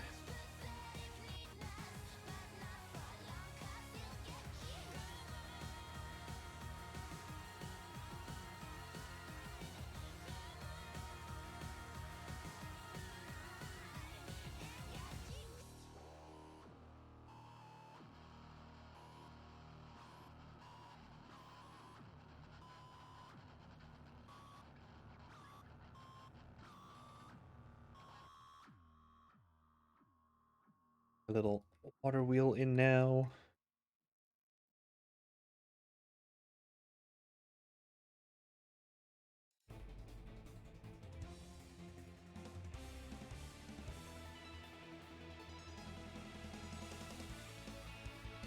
Then we'll have to see what else we need, right? Like the sluice gates, maybe we can make like a quick one for that as well.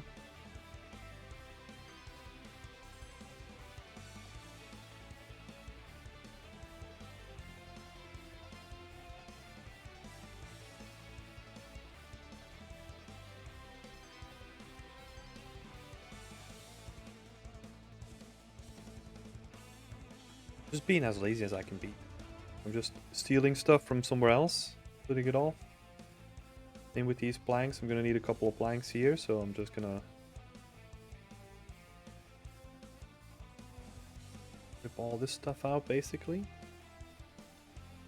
Oop. Well, actually, that's actually kind of perfect with like the wood already behind it.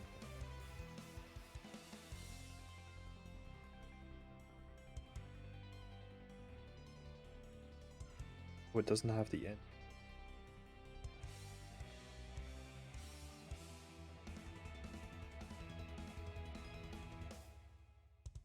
Oh no, wait, it should.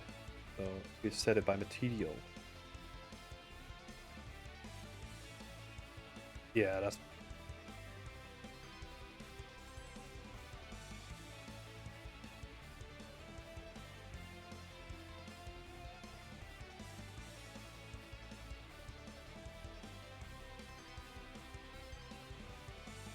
Then let's see, what's the size of that sluice gate gonna be?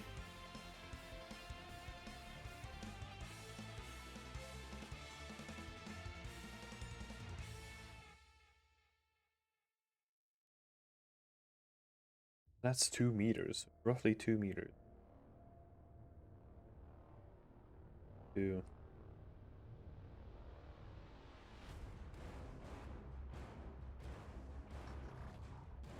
2 meters is wide though for that sluice gate. It didn't look as wide here, right? Like especially if we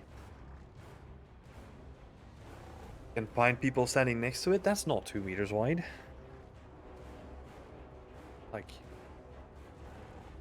right. Let's see if we can fix that.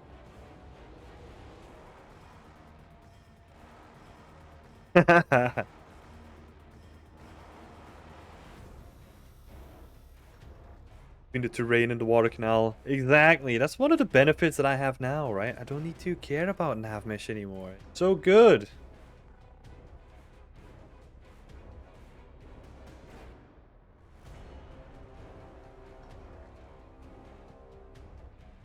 I don't need to wake up in the middle of the night being fearful that the next day an LD is going to be at my desk, wondering why the hell I did certain parts that way, you know? Love it.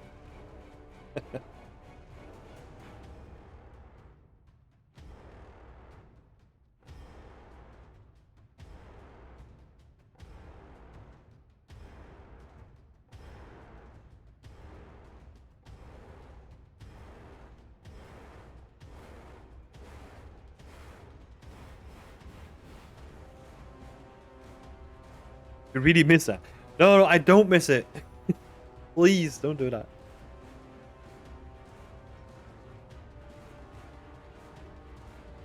So how wide is this? Those things in place as well. Oh, hold up. Correcting any of it. Oh, they're still fucked though. I must have screwed them over on that previous part.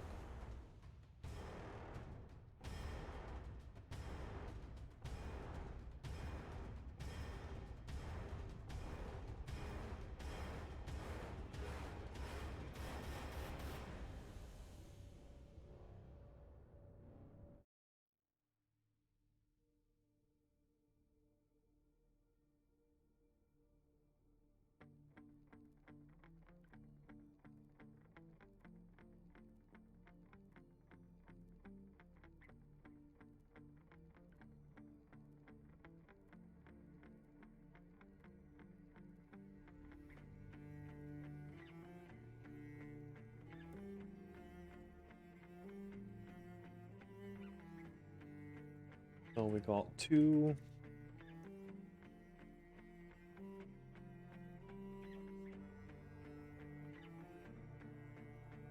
They're going over it. We have them going over it.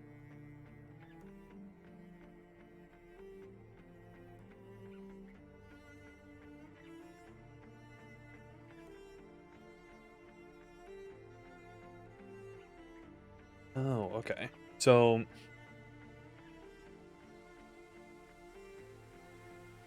that's the frame of it. And then you can pull this to let water in or stop the flow of it. And then you can put this underneath it. There's probably like a little gap in this thing. We can put it in.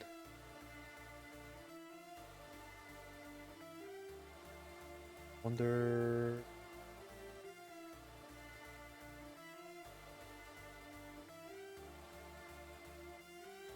I'll open this one. Yeah, that must be how it works, right? Like this thing in the middle, that's the handle.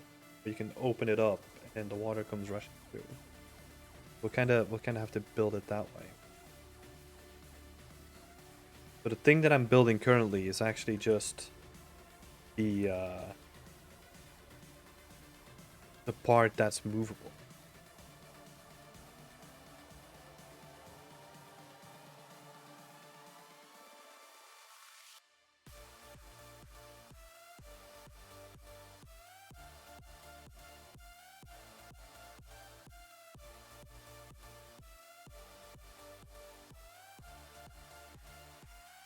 That, and then we just have to build the frame around it, right? That sits on top of it.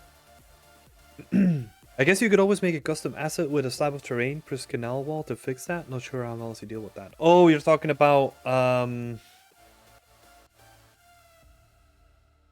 this little section, right? Yeah, that's what we'll have to do at a certain point. We'll have to make like an asset that kind of samples the terrain from underneath it and projects it back onto it. so that you kind of have these like little skirt meshes that you can add on top of it. It was actually a point that I brought up earlier where I was doing things instinctively out of like still thinking about like level design, where I had the fences like super close to like the canal itself, because then you don't have this awkward gap between the two that people can get stuck on, or just like create like navigational terror basically. Yeah, I moved away from it because I don't need to worry about that too much. Yeah, this little gap, that's something that we had on Far Cry as well, right? Is that we had to there's multiple ways of doing this. Like some solutions that we did um was having thick walls, right? So that you give the terrain more space to kind of slope down at like really steep angles. But I don't have that benefit here because the walls are so thin. Um but do have this, right? This was sort of meant to be like a staircase kind of thing. But this, if you refine this a little bit, like this is basically what it's gonna be, right? So that you have like a little bit of terrain that's gonna blend way better with the terrain itself, but then you have like a little bit of terrain blending going on. Just gonna look way better this now. Yeah, I'll have to see what I do with that. But that's definitely like the main option that I'm thinking about.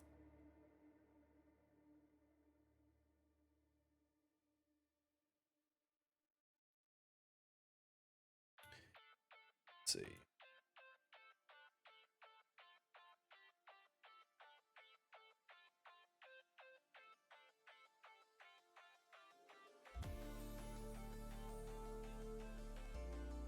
Those things were so annoying to work around though.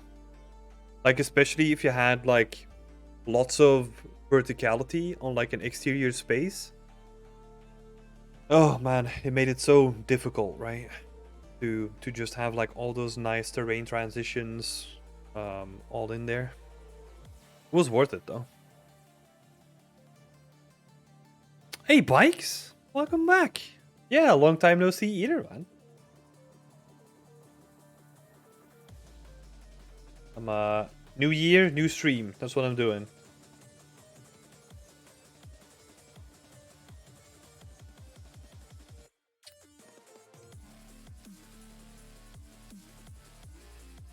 Origin video. Rotate this. Let's make the frame now. So we got the main handle, right? Where you pull it up and down to let water in. But now let's we can create the main frame as well.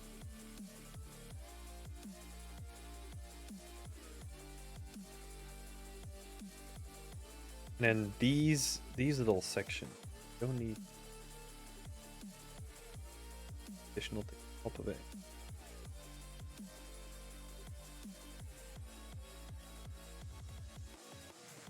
I guess it's the same medieval village you worked on before. Yes, thanks. Thanks for rubbing it in. Appreciate it. Thanks for letting me know that I failed to hit my goal to just finish one scene in a year. Well, in 2 years. Sorry.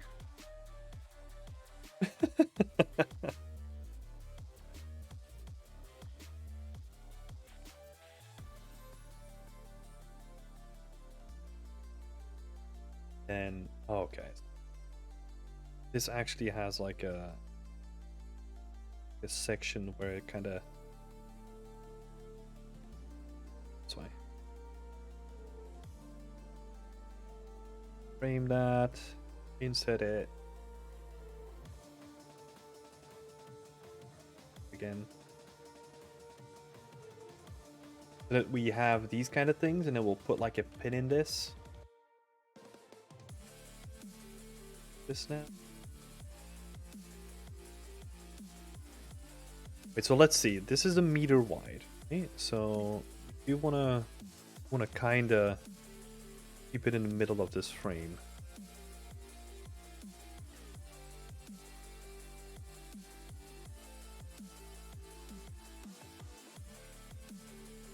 Mastering scope is always tricky. Yes, 100%. But also on this project, I was like, fuck scope, I'm going all out.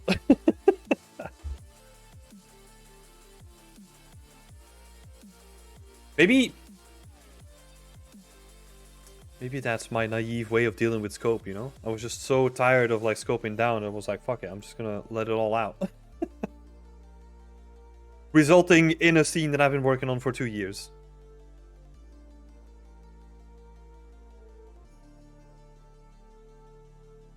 You know, Martin, you're not really helping out, you know? I've been trying to fight that deadline off with everyone else, but everyone else is like, nah, it's gonna take like at least a couple of years more.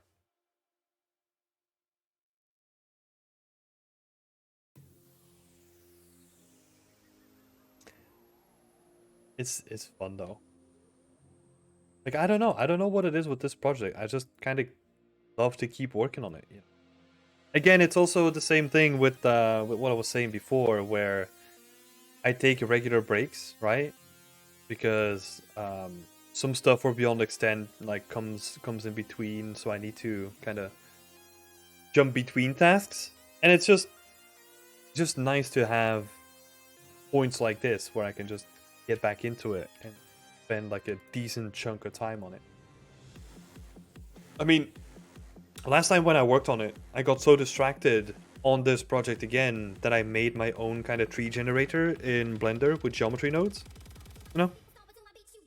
So it's like my creative outlet almost, you know? Like I never know what I'm gonna be doing. But yeah. As long as I have fun with it.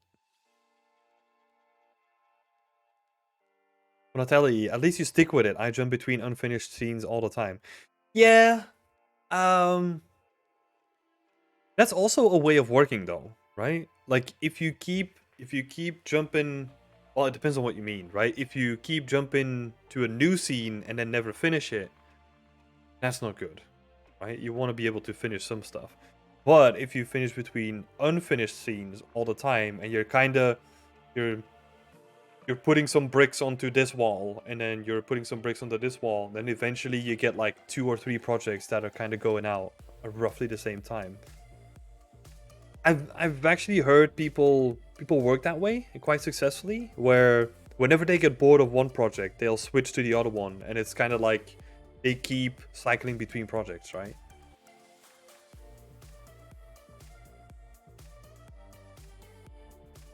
Just be like me, where you set out to create. Here we go. Where you set out to create a whole portfolio level, which evolved into a full-blown mod, gets rebooted from scratch every couple of years, and then after 10 years release the latest iteration that took 2 years of work. Hell yeah. See, it's not only level artists that deal with this shit, it's level designers too.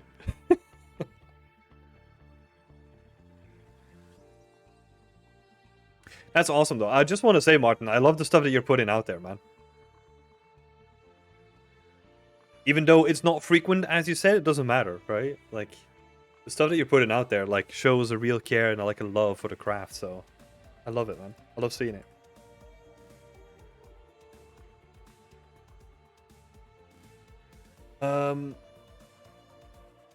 I just want to get this in now.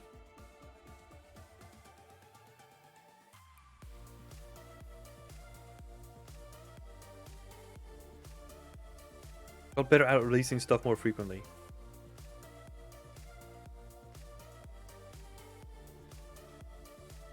Oh, okay. I think I missed one then. I mean, I don't want to throw you under the bus or anything, but I think I just missed one then. Because I remember... Oh, when was it? I remember when you posted one, I think last year around the time that I left or something like that. Around May-ish. I can be completely off though, but I can remember like a lot of posts on Twitter going out at that time. Might be the final things, or I don't know. How do you write sluice? Sluice gate. How do you write that?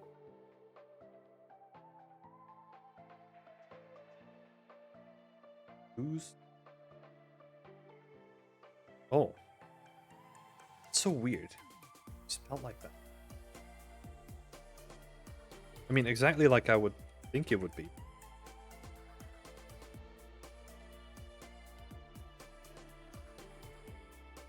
Oh yeah, I saw the train yard.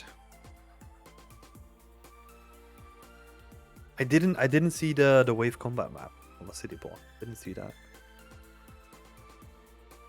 Bonatelli, like, what are you jumping in between at the moment in terms of scenes? Curious, because I think you were working on like a stylized house, right?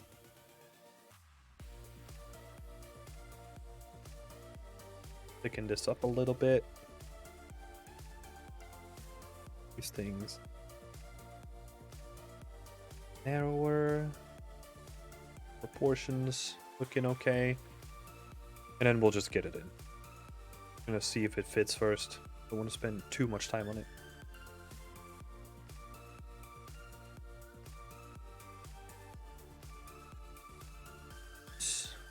Okay.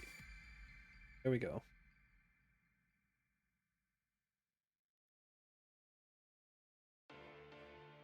All 5 Alex Mod incurs and launches in this new workshop. Ooh.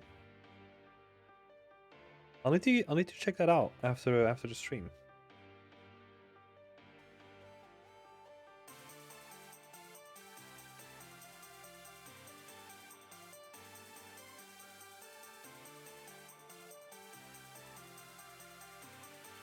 Now I know that this is like too small for this, right?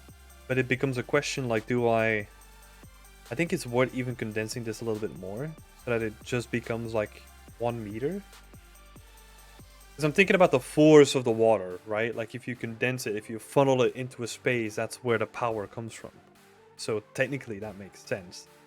Plus I think it also looks like a little bit cuter, smaller.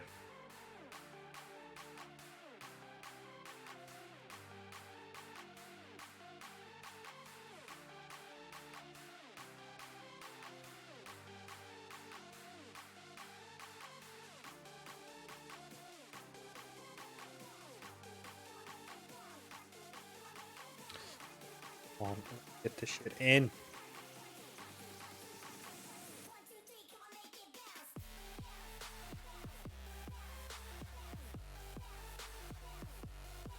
There's a little bridge. This is wide, so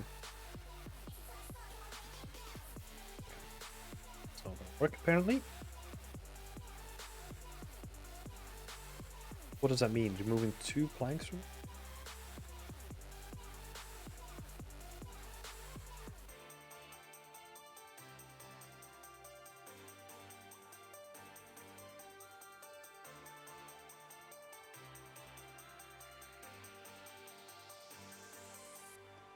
I do feel that I need to make it a little bit more chunky.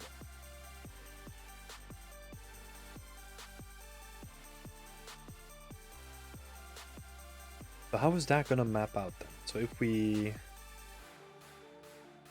Because I want to see this in relation to the water wheels, right? Like how much space is going to be next to them. Yeah. I think that's actually quite nice. I think it's nicer than before. Because even if we look here, right? Like, there's not much wastage going on. Which makes sense, right? Because technically all the water that goes beside the water wheel might disturb the water, right? So that it doesn't flow naturally, because it's going to be like the least resistant path. So it's going to reduce the power that's going to be output to the water wheel. Which means that I have to...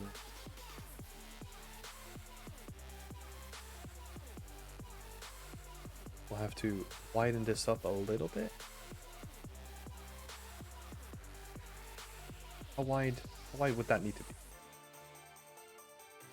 That's too much. What are we dealing with?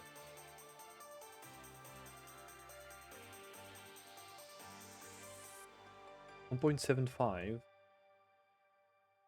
And then what we technically could do is have like the end of the funnel like even condense a little bit more. And so that the entrance is still like pretty wide, or like as wide as this one, then it kind of still condenses to like smaller section.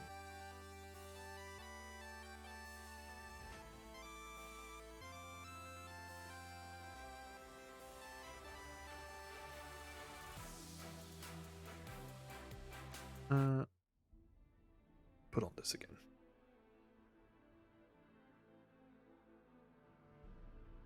So Bonatelli is working on the stylized house. Is the thing I'm working on now, but I haven't touched it for a month. Paid work is getting away. Oh, I see. That one is close to being finished. Awesome, man. I'm looking forward to seeing that. And then the thing that Martin was making was in collaboration with an artist from Annapurna Interactive. Yeah, sweet, man.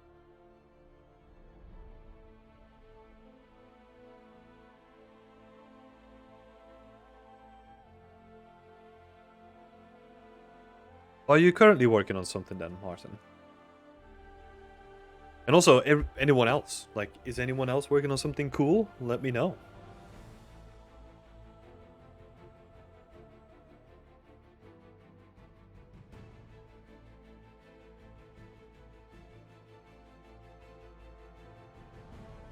We'll have to condense it all again, right? But that's... This is what iteration's all about.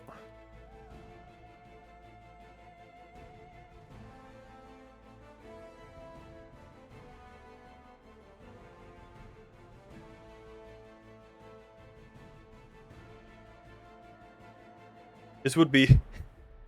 this would be, level design hell right now. Because now...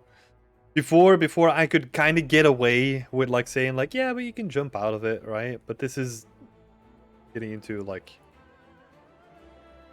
small territory.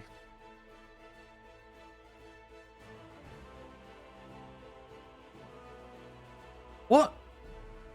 Please refrain from spamming symbols? What the fuck is this bot doing? Sorry, Martin. It deleted all your messages too? What? Oh my god. Okay, I'm just gonna turn this damn thing off then. Ugh. Okay.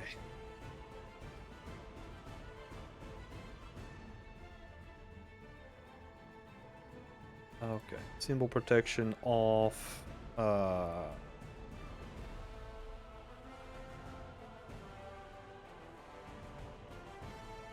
Dang, dude, it removes everything?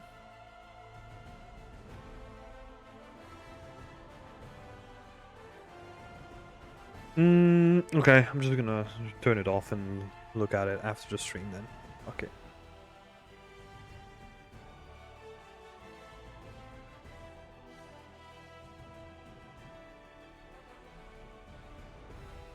The bot does not like Twitter links. Can you try again, Martin? Sorry about that. Oh, I removed the other link as well.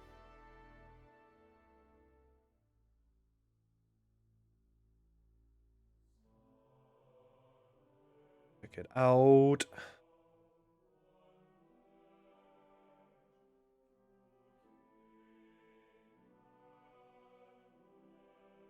Ooh, that's cool.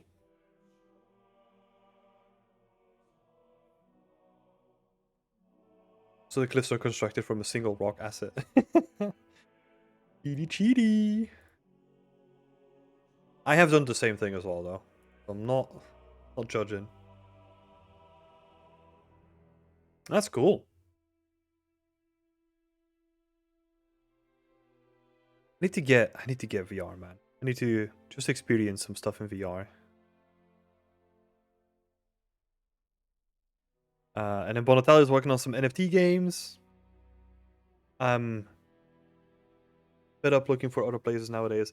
Yeah, it can be tiring, right? Definitely be tiring just to keep looking and keep grinding and keep sending out things and gotta do what you gotta do. But there's also no shame in just taking time to just take a step back and just focus on what is a priority to you too, right?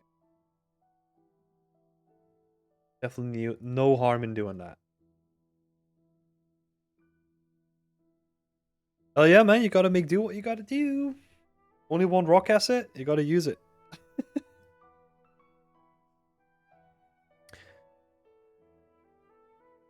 Zolex, welcome to the chat. Happy to have you here.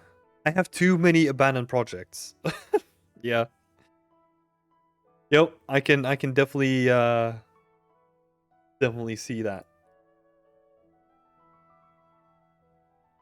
Whenever I take a look at my old hard drives that have all my older projects on it, like I used to like um I used to organize them by year. So one year would have like 20 projects, and the next year would have like 15 projects, and then the next year after that would have like 8 projects, and like slowly but surely, like it could condense to like 1 or 2 projects, you know. And now I'm at the point where I can't finish even one project in like a year because I'm just over scoped to the max.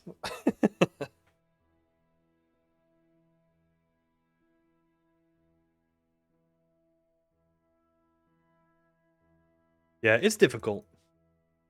It's difficult to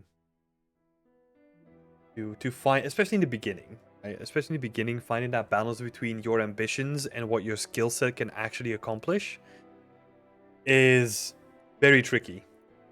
So what I usually give, like if I have to say like a couple of tips, right, to help you with overscoping, is um especially if you're new, if you are trying to learn like a bunch of new skills, don't try to learn them all at once, but focus on one skill, right?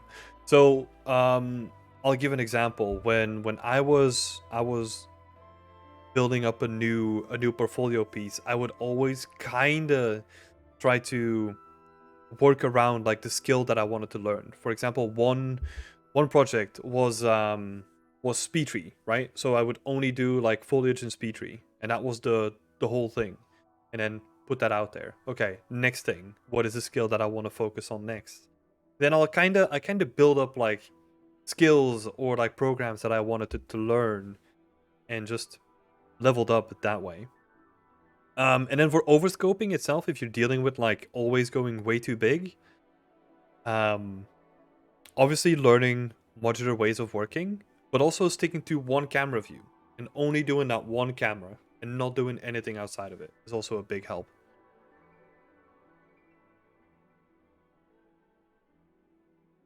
Hey Kairo! Welcome to the chat. Thanks, man. About time that I get back into it.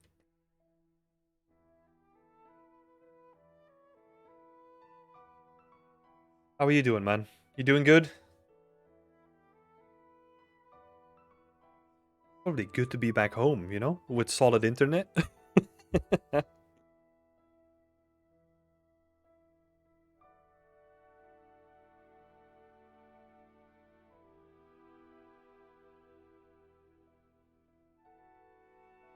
Good, just listening at work. Hell yeah.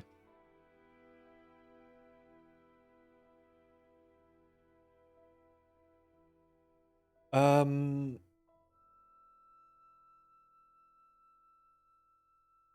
let's see. What do we want to do here? Probably move the terrain in first. Wait, let me check the sluice gates. Are they good? Do we need to scale them up a little bit? Mm.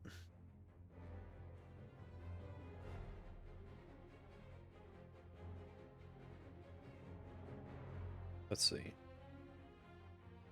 A little bit too. I think the 1 meter is fine. I think we just need to make the whole structure a little bit chunkier. And like play with the proportions a little bit more, because even in the ref, like the handles and like this section like feel smaller than the frame itself, right? So we'll do that in a little bit. Have one here, then we have already got one there.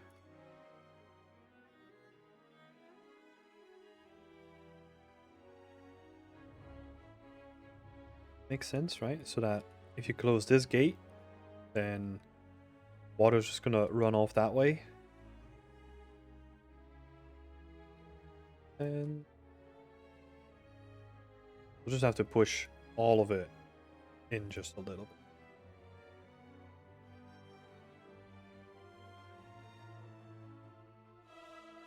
I'm on the crossroads of developing more into 3D and learn to program. Not sure where I want to go. You done much projects in Unity? Nope. I just did one. So I don't really have that much experience with Unity. I'm an artist, you know, so Unity is a little bit trickier out of the box to create like really nice looking stuff. In a generalized way, right? Like you can still achieve good looking stuff. It just takes more work in Unity than it does in Unreal. It's much more user friendly in that way. But that's why I never really looked or like tried to do stuff. Especially for like a personal level.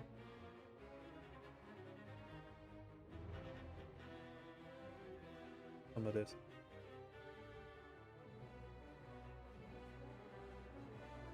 Flatten this up. Oh, we need to go even closer.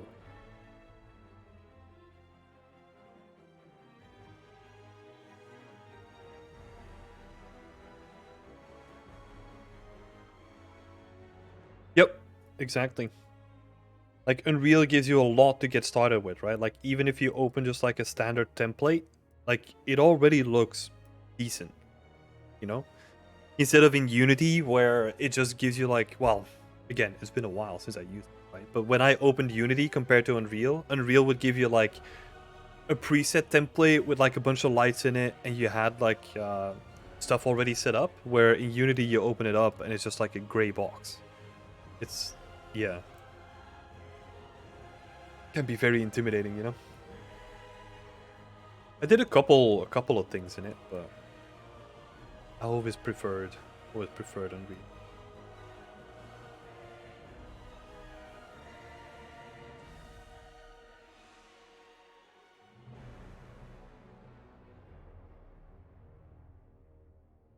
But I'm at the crossroads of developing more into 3D or learn to program. That's a very interesting crossroads that you're at. I would say keep experimenting with both for now, right? And try to see where you want to really develop into, because generally, and I'm generalizing, right? Like you gotta take my background into account. I worked at Frontier Developments and Ubisoft, so I'm like AAA focused. In general, in those bigger companies, you will have to specialize.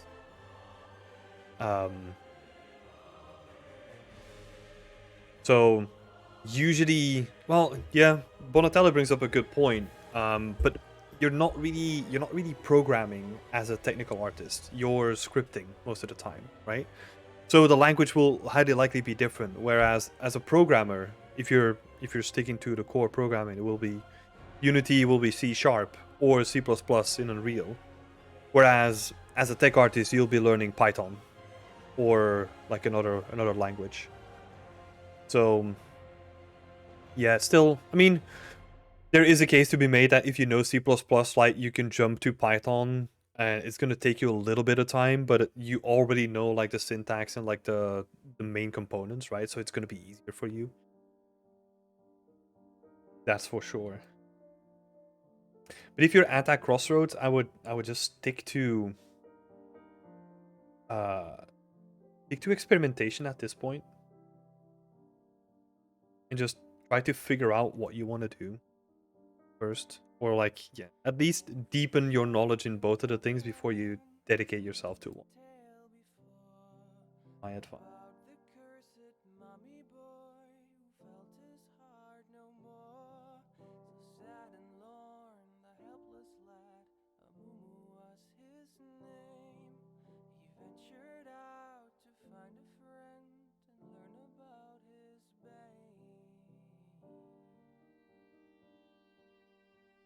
Sluice gate here. This thing. Right, so now we need to implement some logic in. So now it's technically closed, but it's not closed at all. So to add like another blank to it.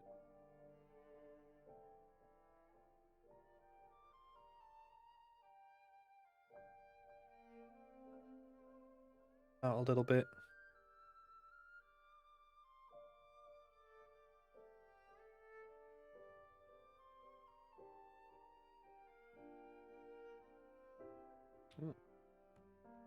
Duplicate geometry.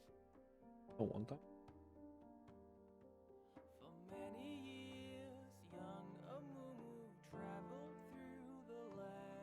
And then what did we say we want?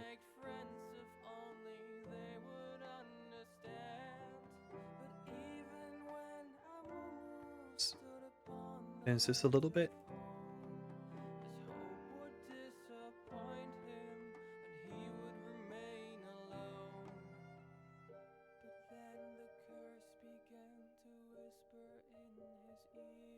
Do I have?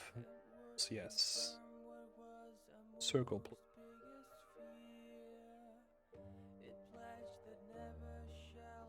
Do you use tiny texture sheets for these? Yes. My entire scene is basically one giant trim sheet. So like all the wood, right? It's probably easier to see it this way. Like all the assets are just one texture. And I do some stuff to add like additional texture on top of it, right? So I'll add some dirt and I'll add some moss, and there's some color variation built into the shader as well, but the base texture is just all pulling in from like one sheet. And it has like all these little things on top of it. It all has that built in.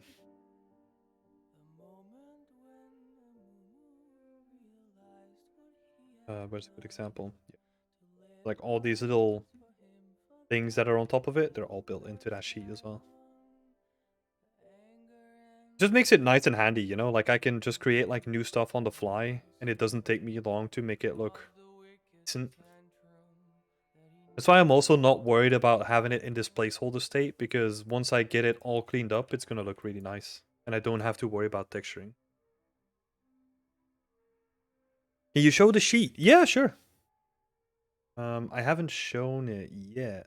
I mean, I showed it before.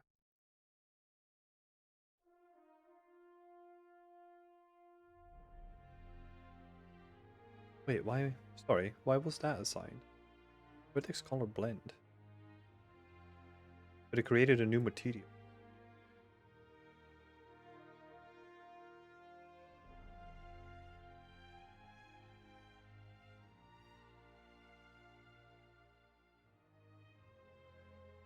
Doo-doo-doo. What are the pieces? Kit map. This is a trim sheet for it. So I have like multiple sections of just like varied widths for wooden sections, right?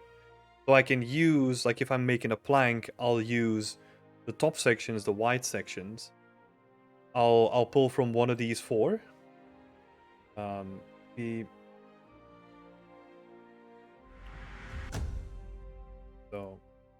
normal is probably a little bit easier to see. So what I'll do is if I'll have like a top of a plank, then I'll map it to one of the first four. And then the sides of the plank can be mapped to any of these, right? Depending on how thick the plank needs. And then I have like a bunch of wooden ends.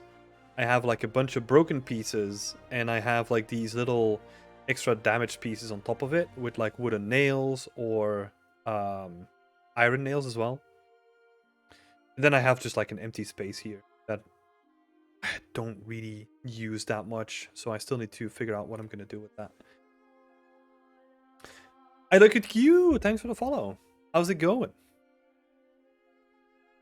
Yep. I can use the trim as decals too. So where is an example? Like for example, this is still the trim sheet, right? But like these bits on the end, like the wooden nails, they're decals. From the same sheet. So it gives me like a lot of options, right? So if I'm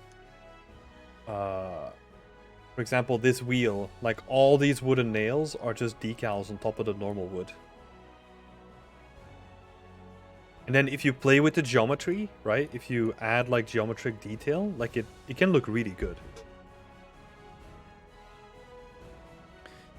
Currently I just have the one. Well, no, that's a lie. I don't have the one. I have like way too many, and I need to clean them up. That's what's happening.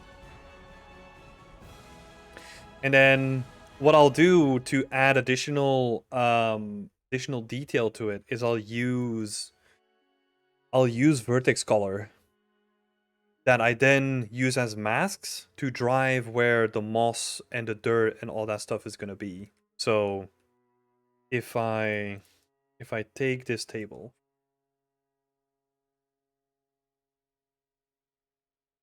and then let's see, where is it?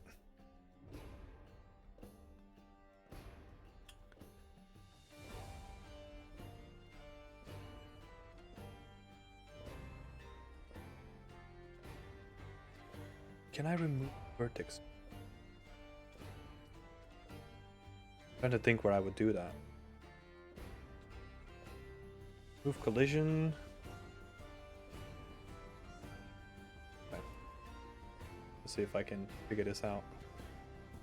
So what I'll do then to drive all the masks, right? I use a vertex color like I said before. But before, what I was doing is I was baking maps inside of Substance Painter, right? Still vertex color maps, right? Or I could use that as a mask. But now I'm actually doing it inside of Unreal with the baking tool. So I'll just go into like bake vertex color. I'll set this to per channel, and then I'll set one to curvature, one to AO.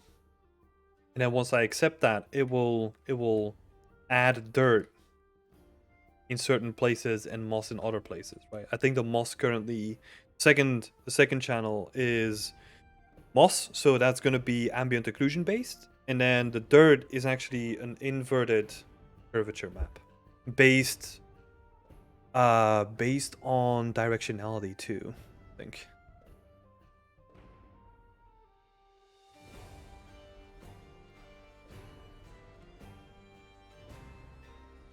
So it's super quick, you know, it's really, really quick. And I don't know if I can actually...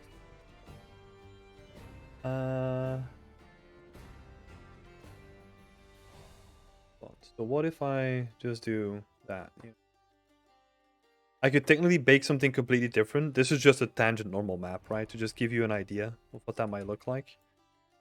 You could technically bake it with completely different settings based on each individual asset, and then get like a completely different look if you... Plus, since all of it is controlled within parameters in the material instance, I could technically have like a mossy preset, a dirty preset, and then like a clean preset, and then I could just swap between them without having to touch any masks or anything like that, right? Because it's all going to be baked into the asset.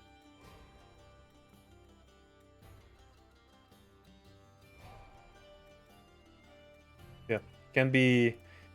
Right now, the only thing that's kind of annoying about it is that it's very limited in what we can do, because technically we can only bake curvature and ambient occlusion, right? So my blue channel and my alpha channel are empty at the moment.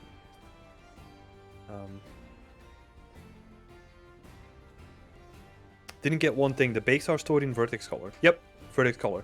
So I accept this. Go back to what I had before. You see how quick it is, right? Like how quick it bakes. Another great thing about it. So if we go into the master material, what am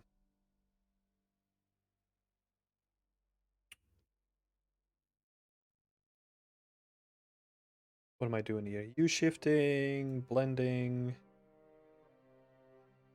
Wait, this is not the one.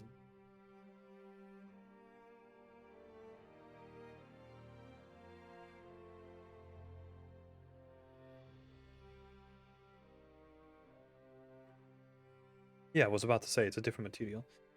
So in this one, pardon the mess, you know? All the way up in here, like I'm using the vertex color as input. And then I'm just sampling from like the red, which I mentioned that before, like I'm using red as curvature. So what I'm doing is I'm inverting it, and then I do like a bunch of stuff to it to basically give me control over like the contrast, like how much dirt I want there to be, um, the tiling of the dirt and all that kind of stuff, right? And I do that for every layer basically. So I have the same sort of controls over the moss as well. You can kind of see I have moss desaturation, flatness, power, contrast, all that kind of stuff built in for every layer, that I can kind of tweak it on the fly. Let's see.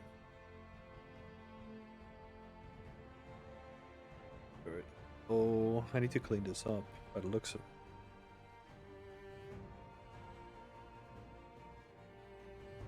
I can kind of play around with like contrasts and like noises and all that kind of stuff too. I kind of get like the feeling that I want out of it, right? Plus that also means the biggest thing that I was worried about, right? Before I was doing this whole elaborated thing. And also, oh sorry, I'll get to your question in a bit. Sorry for just like rambling on about this.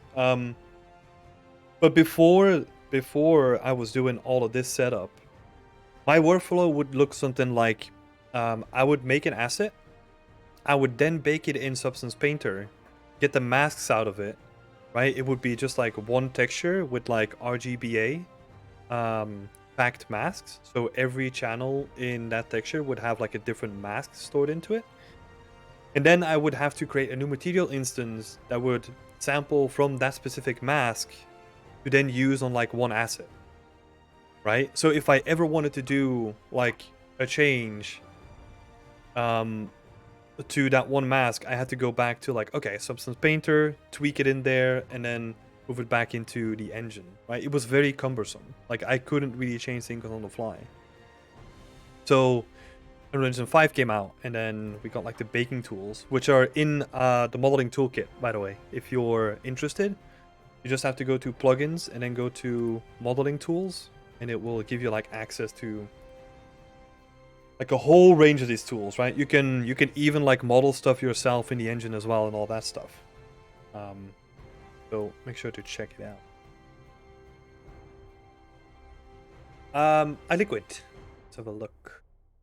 I've been trying to get into trim sheets. A question I've got is how you can tell the size of the UV islands of unique pieces when prepping hybrid trims. The size of the UV islands of unique pieces. So the size of unique pieces on UV islands are actually pretty simple. You just use a textile density calculator for that. Yeah, it has to do with the textile density. So, and that's super simple, right? Just look up like a textile density calculator for whatever program you use. You tell it like, this is the size of the map that I'll be using, and then it will look at the size of the actual mesh and then just map it according to like your textile density that you set.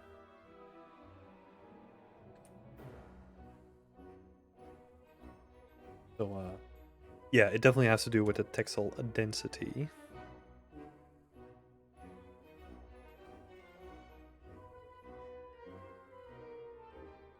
What was I doing? So we had the whole trim sheet shenanigans. I think I was just cleaning up this, right?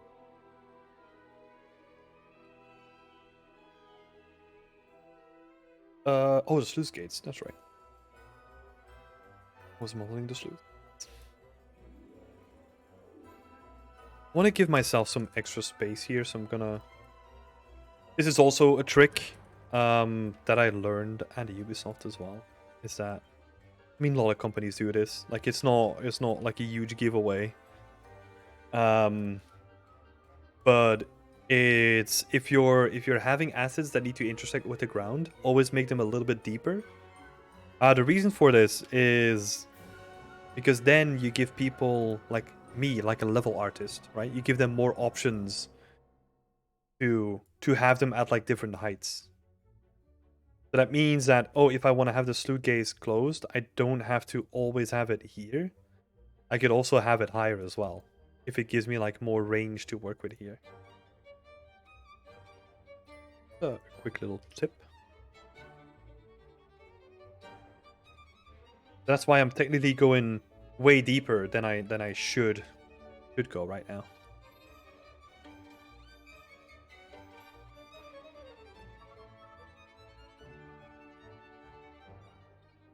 Maniac08, welcome to the chat. I was curious to know how powerful the bake features are in Unreal Engine 5. Can they replace marmoset and substance baking as a step?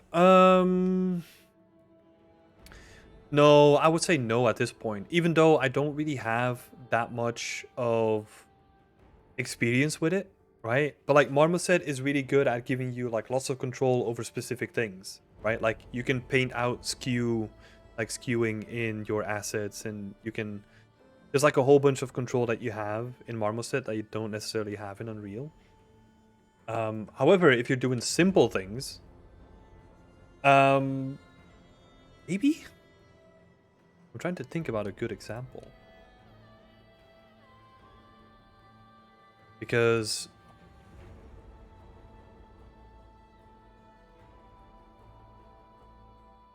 that means that you're baking down from like a high poly, right? So you're dragging your high poly, you decimate that with the modeling tools inside of Unreal to make it a lower version, and then bake it onto itself. Let's see. What is it actually give you? Like in the options menu. So baking the texture. These are like a whole bunch of options here. Now you can select the source normal map.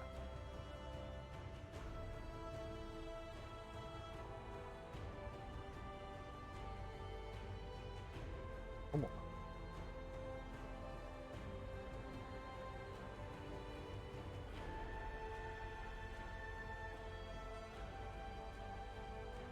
Bake textures for the target.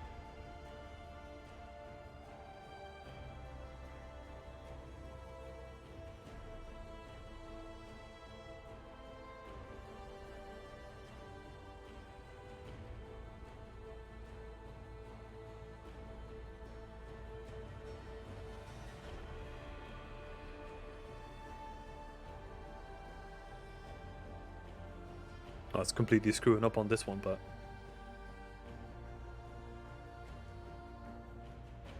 yeah, because it doesn't have proper UVs, this one. Actually don't know.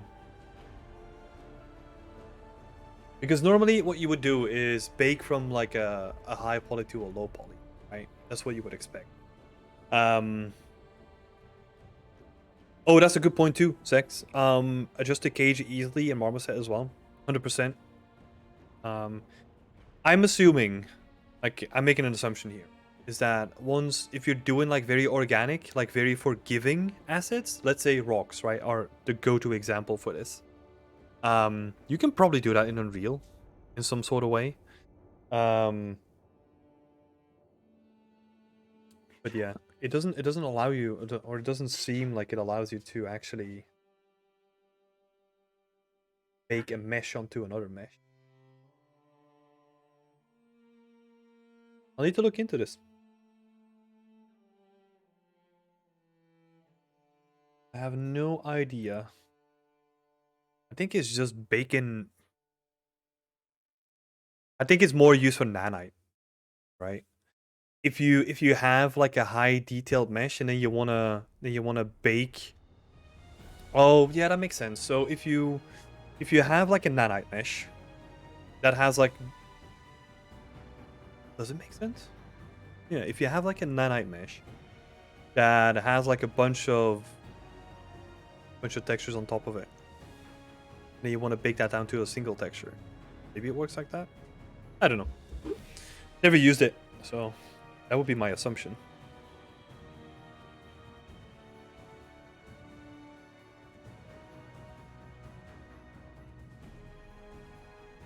By this, I would assume we can get away with using it for the background asset. That's not important, if that makes sense. Yeah. Yeah, you could. It just depends on the use case, right? Because there's a lot of games that would already do that anyway. Like if you have like a distant building or something like that, it would actually use the geometry from the lowest LOD and then sample the textures from the higher LOD and actually bake them down onto it as like a unique texture. So games have been doing that for a long time. I'm just wondering, there must be like a new use case to specifically use that with Nanite, because that's what it's built for, right? Could be interesting. Tyler, I'm a fan of using low lot normals transferred through a chain with rocks. Cuts any normal popping when loading. Oh, that's cool. Never tried that.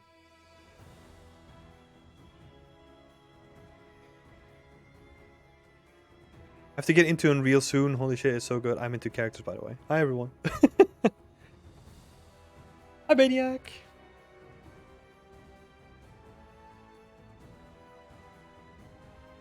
Character people are welcome here, too. Nah, Unreal is so good. I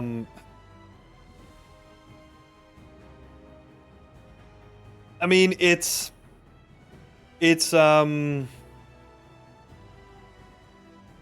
kind of disheartening to see like the stuff that Unity is getting into, right? Like them, like Unity trying to build with like a game with their old tools, their own tool set, and then not even being able to finish it because yeah, it's not that great. Like I don't know.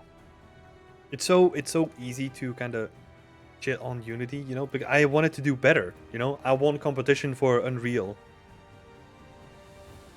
They do really need to step up their game, in my opinion.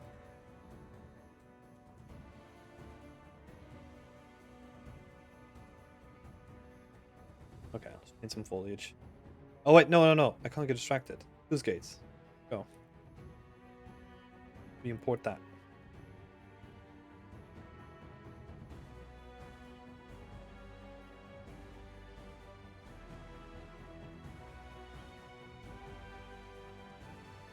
Oh.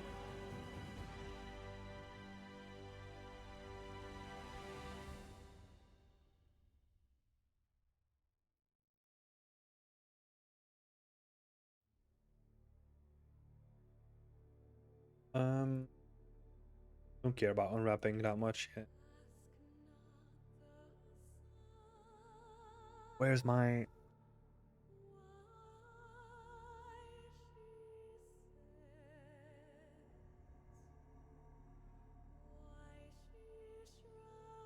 You can kind of see the handle coming out of it at the opposite side.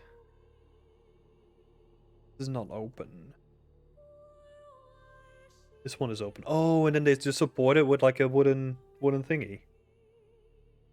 Okay, so I mean, genius. It was simple. Oh, but that does mean that I need to make the handle taller.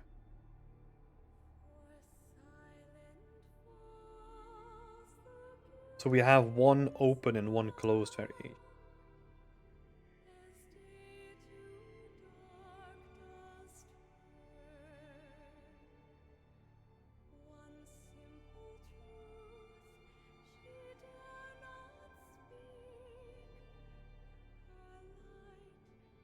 So sluice gate 01. I'm gonna call that sluice gate.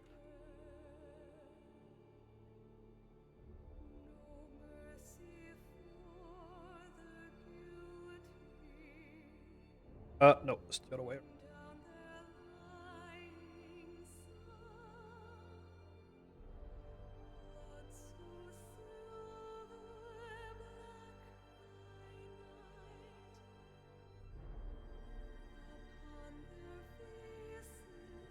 Great shout.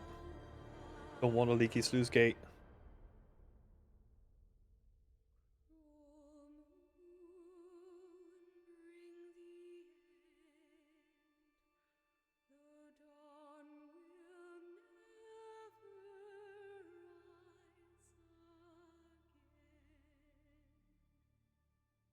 So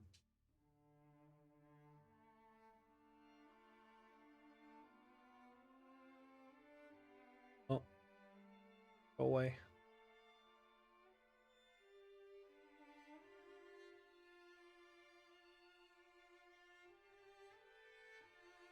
Yeah, that means that there's not that much different in it just yet, but it's gonna depend on the placement.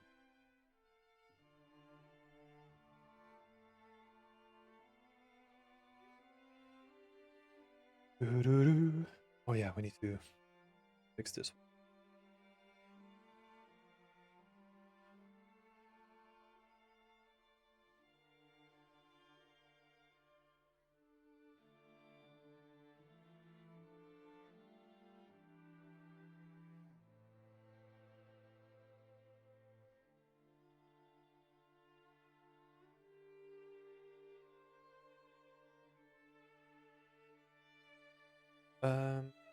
Yeah, I renamed it, so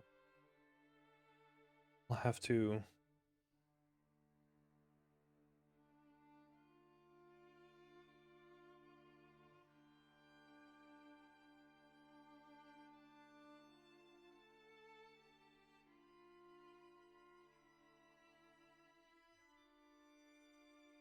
That's better, and then test.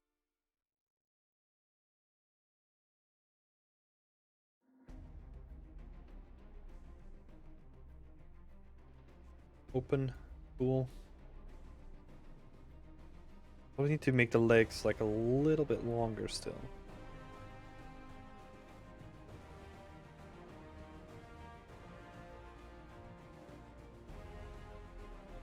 It's actually not that bad.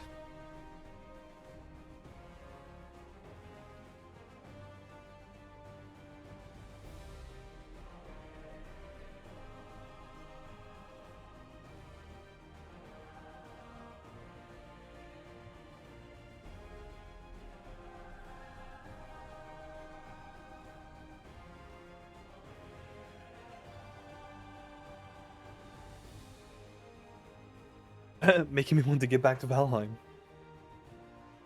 Never played it myself. I've seen a lot of other people play it and like have a load of fun with it, but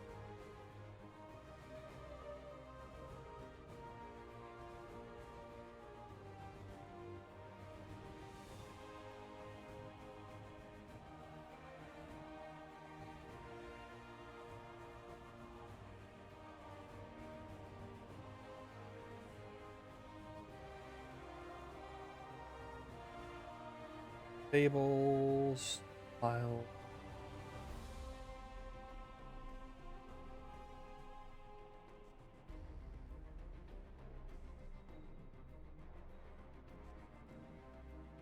Campfire.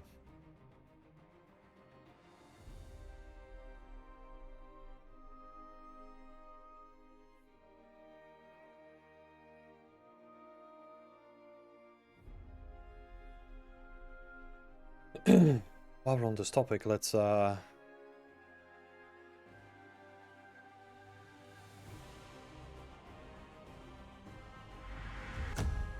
if we can kind of make this.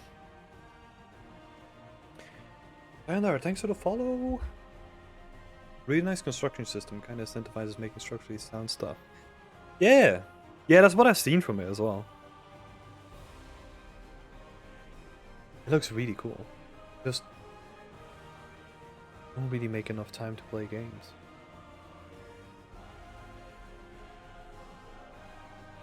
That game was right up my alley, though. Looks nice to get like a group together, make buildings, and then just go out and explore, you know?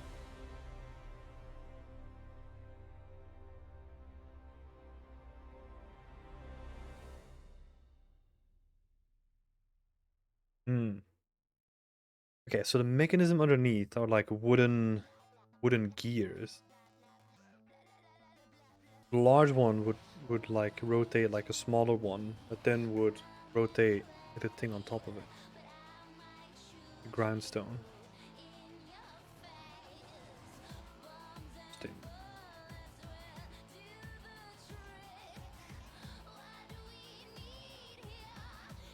See that.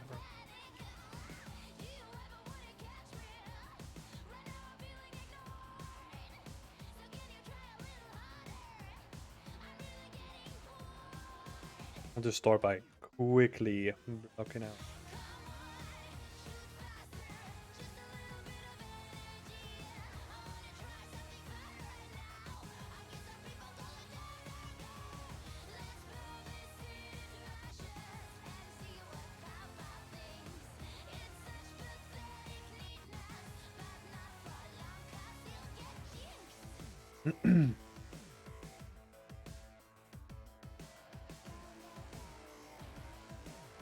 Gotta stay hydrated. Exactly.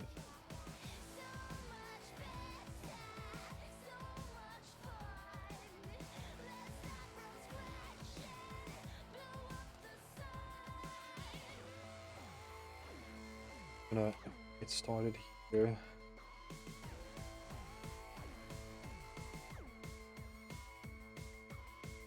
Grab one of my Gale ref people.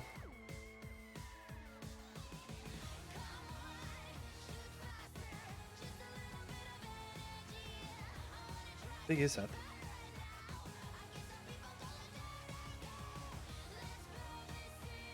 Like a person standing next.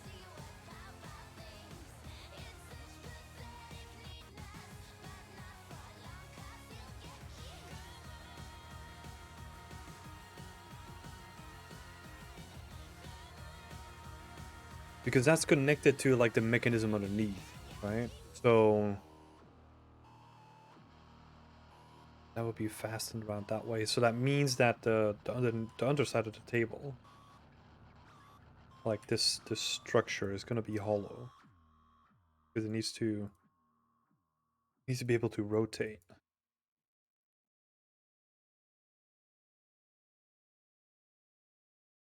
Like not hollow, but needs to have space underneath.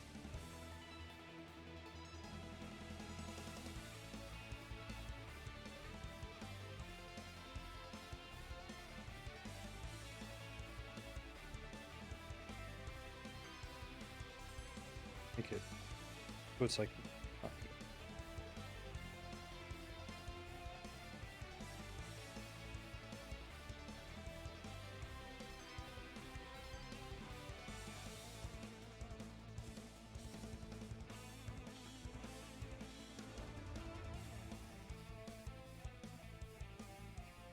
Do something like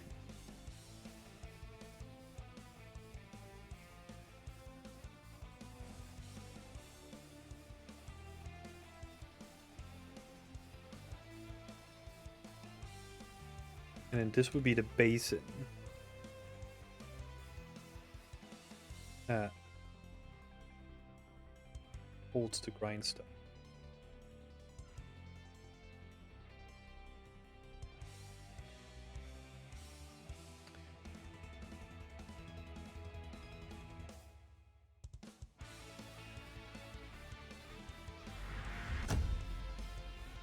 Kern? Is that what it's called? Why is it selecting that one? Stop. Oh, it's because I made it long.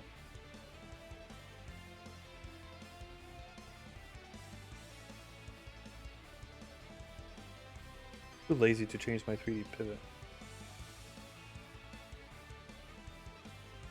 Cyril has followed. Thank you so much, and welcome to the chat. How are you doing?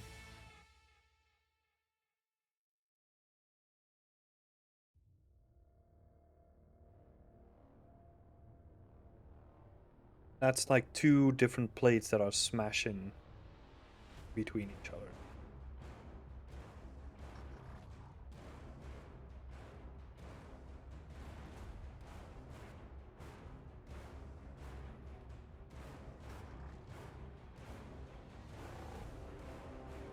Up.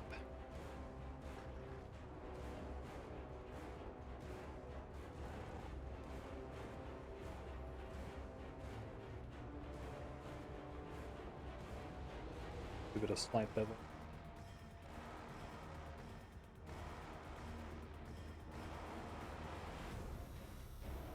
Also has a hole in it, because that's where you feed.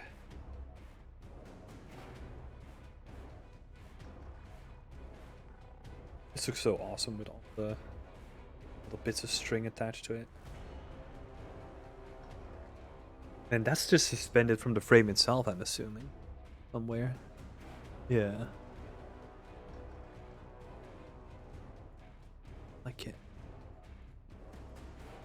Now, did they just cut out like bits to the side?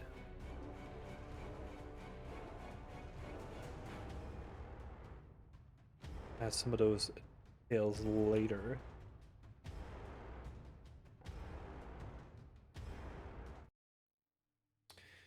Let's see. How long is it here?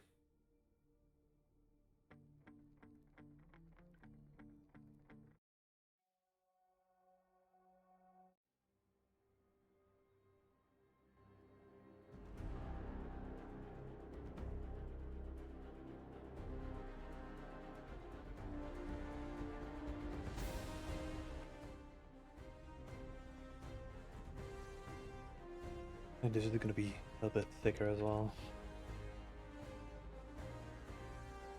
Make it chunky. So then... The only thing where I don't really have good pictures of is the underneath of it, right?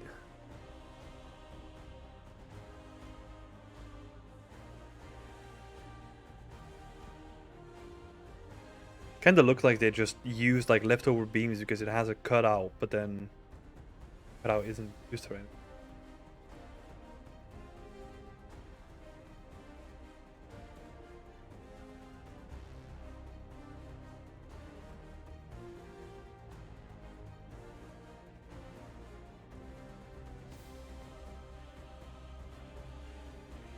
Yeah, I'm assuming that it's just because you have this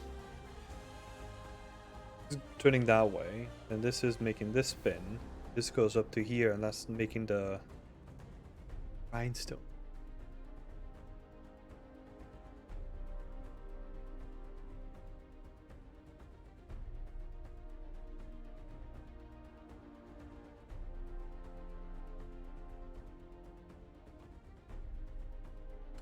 No pictures of the underneath of it though.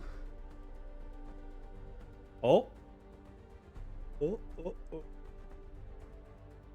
That whole mechanism.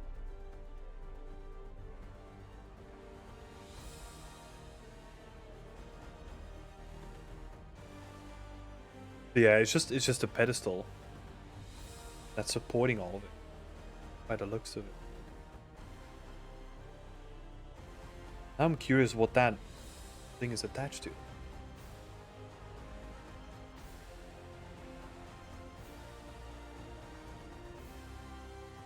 Even attached?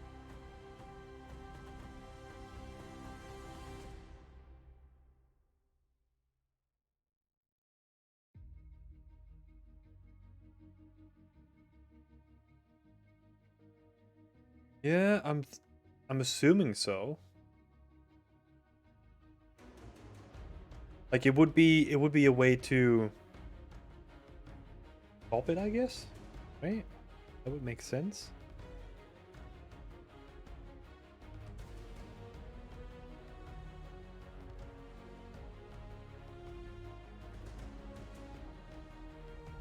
Yeah, so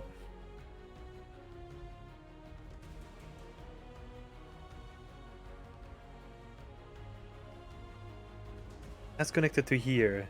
It's currently at like the lowest position. You could technically move it up as well. Yeah. What I was thinking too, so if this comes up, right? Let's say it's attached to this beam, then it would pull this thing up.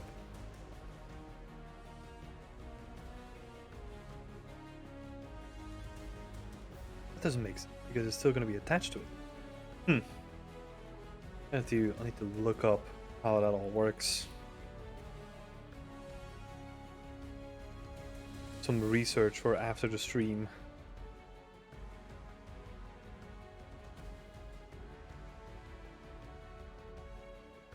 We learn. So we have the base, and they kind of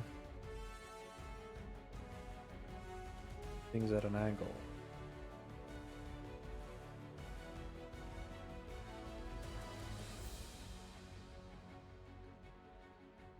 Sitting like that.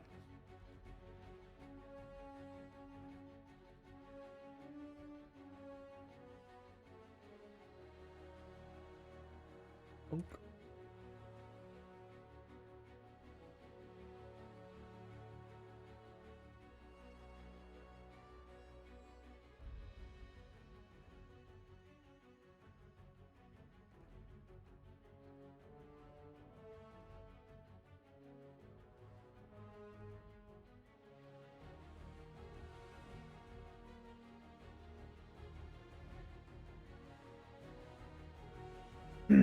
Probably close in so they can directly support the grindstone weight rather than box. Yeah.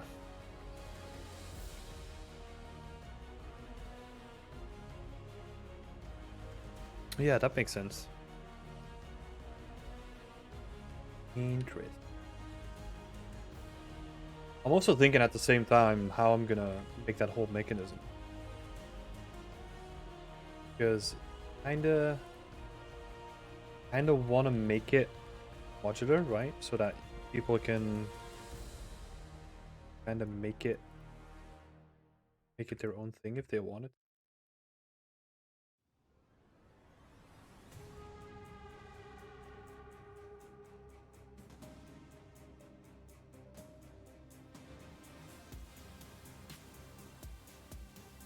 This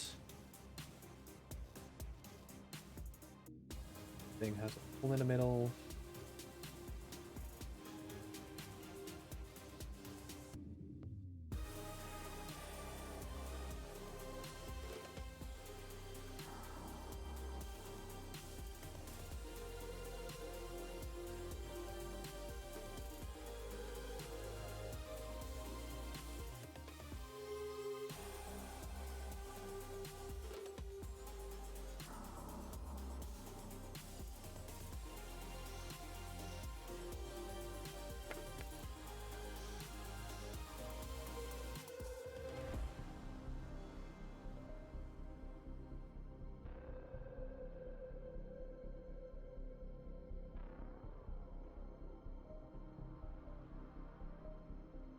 No, no.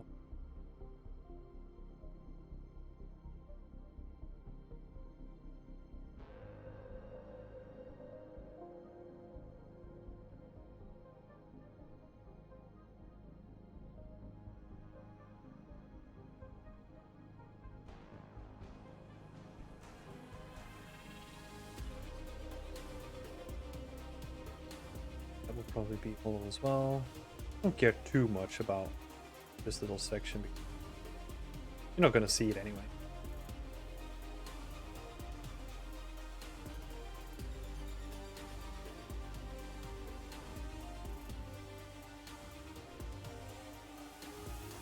Then we're just gonna find all of it. Weird as hell.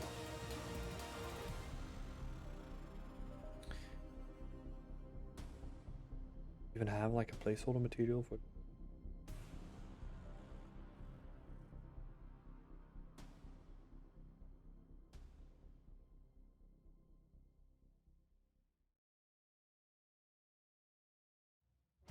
Again, don't care too much. Because I still need to go in and clean it up anyway.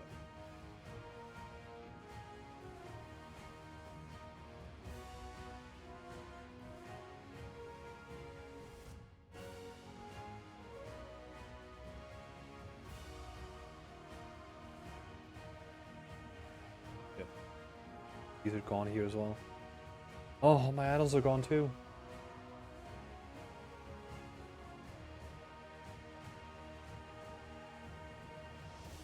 Let's have a look. Have them installed.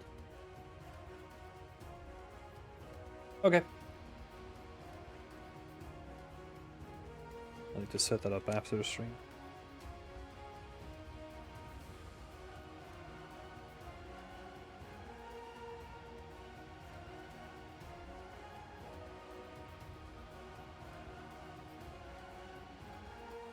So this is gonna look ugly, but that's all good. Let's check the name.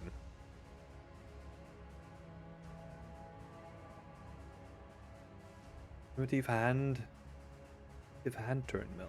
It does look the same. Turnstone.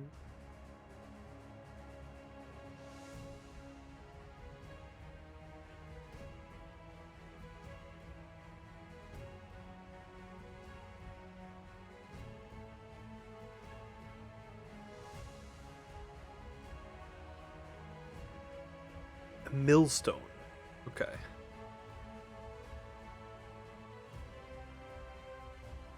It technically is a mill. The hand turned ones are looking really interesting too, though.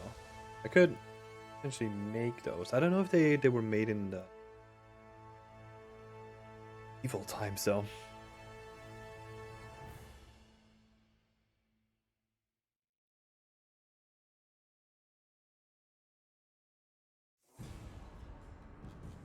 Like they were. Quick glance. That's cool. Got another asset to the list.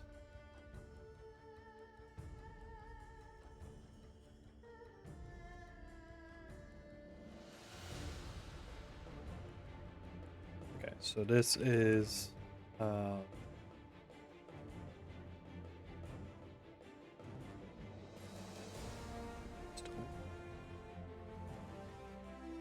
the mill basin. We make it a little bit more descriptive than just like, because the mill would kind of indicate like the entire building, right? Don't want to do that.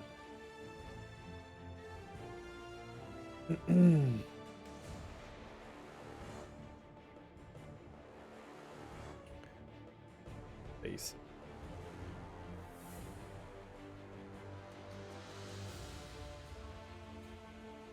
Oh, roof is only one-sided. Let's ignore that. Hey, chunky boy.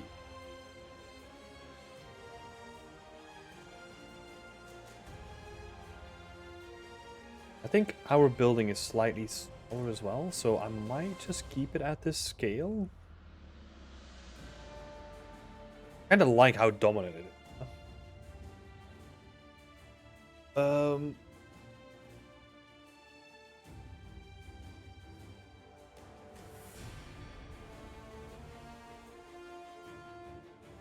Hold up a minute. I think I set something up wrong. Let's have a look.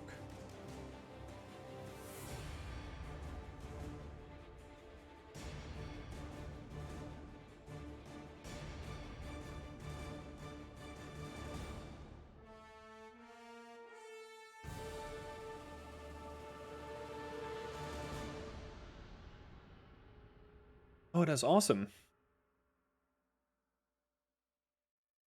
Green comes from the hopper, topstone. Ah, it's a shame that it doesn't show anything about that that little section that's built here, right? Wait, looks like it can be disengaged. Yeah, that one looks like it. Because that one is easy to move up and down, right? I'm just not sure about this one because it's actually like a cylinder. So, because the base of that cylinder. Right, so let me give you my thoughts on this, right? So, in here you see that the base of the cylinder and the top of the cylinder, they're like wider than the actual mechanism itself. So if you were to move it up or down, like it's still going to be restricted to where the larger mechanism is going to be rotated, right? Because the teeth are going into like the mechanism itself. Because these teeth are always going to be farther out than the mechanism itself. So I wonder why that mechanism is. Because even if you were to move this cylinder up, well,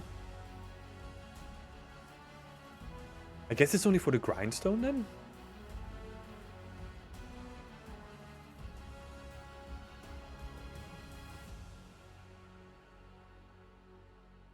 Well, no, that's what I would assume, right? Like when it gets lifted, it no longer drives, but like you can't lift this out of the teeth, right? Because the teeth are always going to be intersecting with the bottom.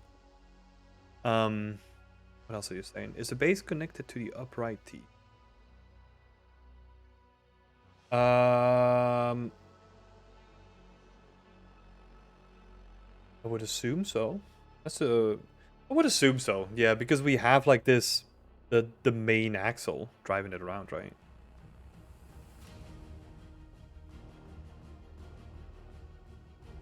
I'll need to see if I can find some videos. I'll add that to my research pile. I want to figure this out. So let's re-import this, but then see here.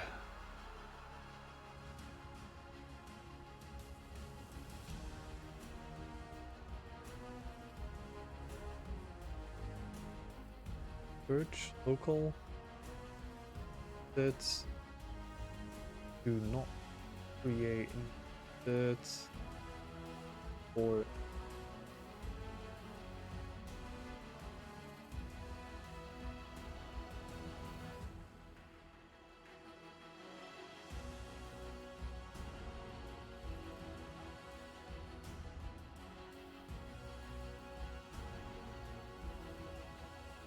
oh, it still created it anyway. Oh no, that was there for the last time.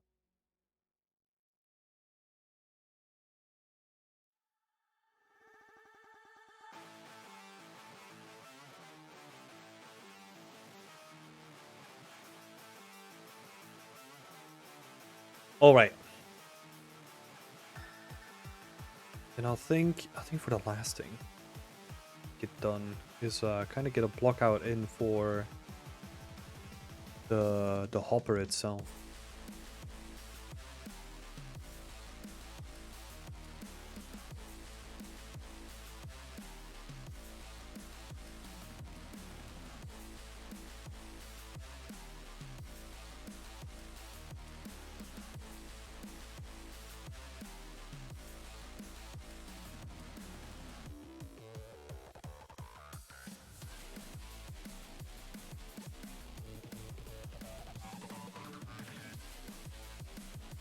That hopper thing like so it's basically just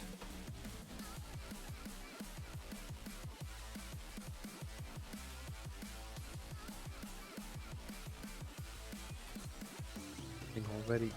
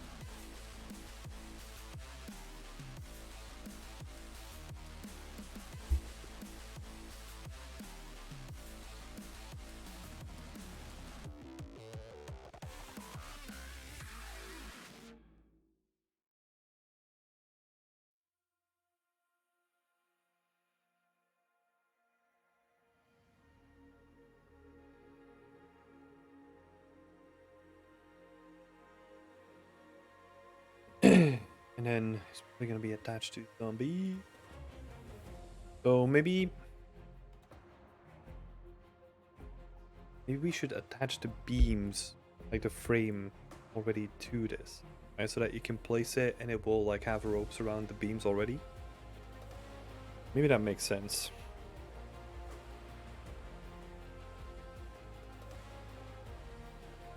Because then you don't have to be worried about like the very specific rope placement.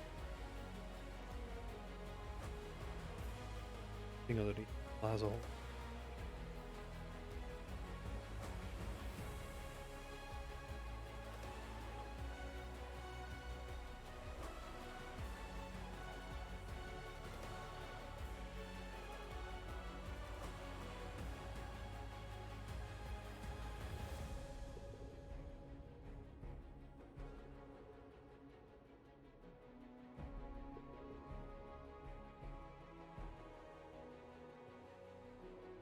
Exactly. Don't need that hole.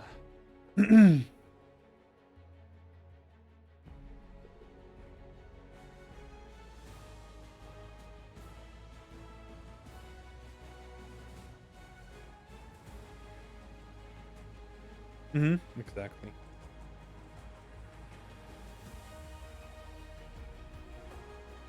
Oh, so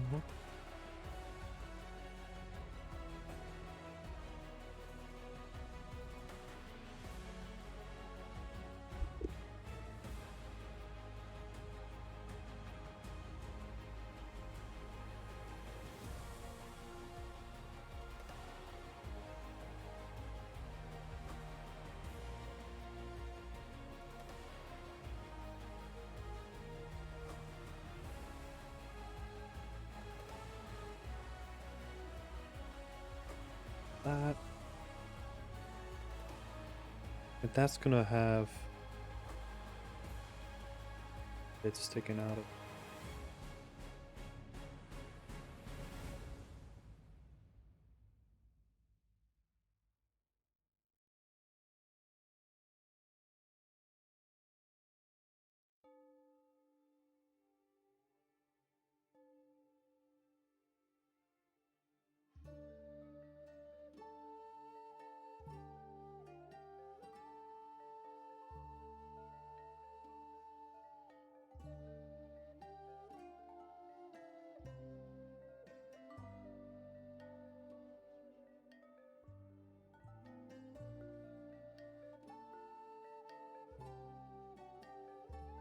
And then that's where the ropes are gonna get attacked.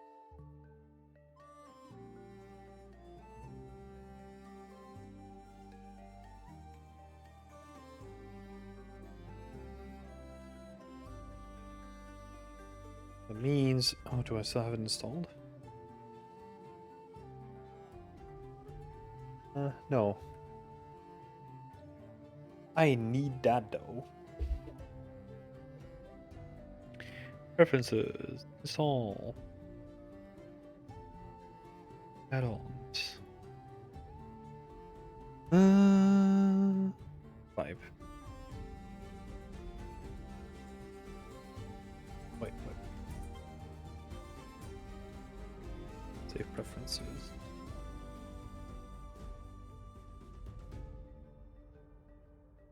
Where is it again?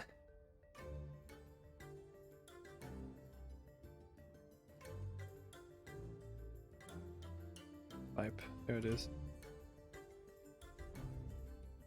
Oh.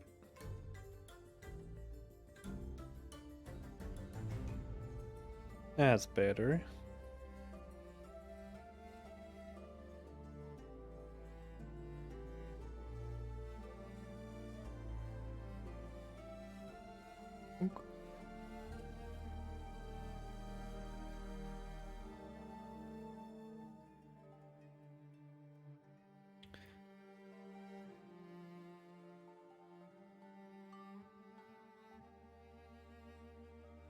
Hmm.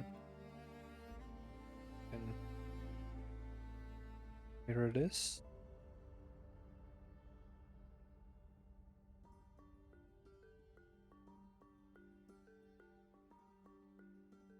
Be all the modifiers over, and then match to everything.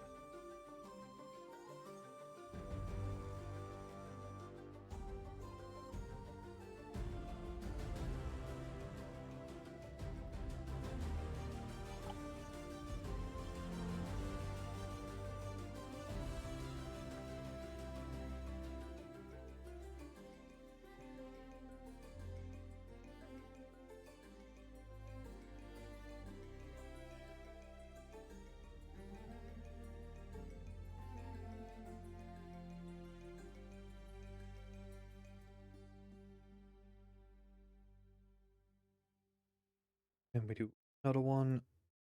Goes from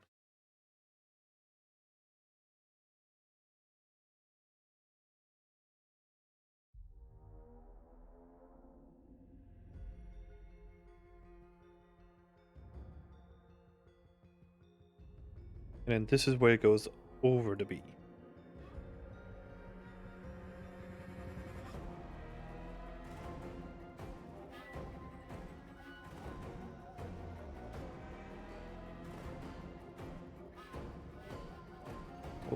don't want to be doing.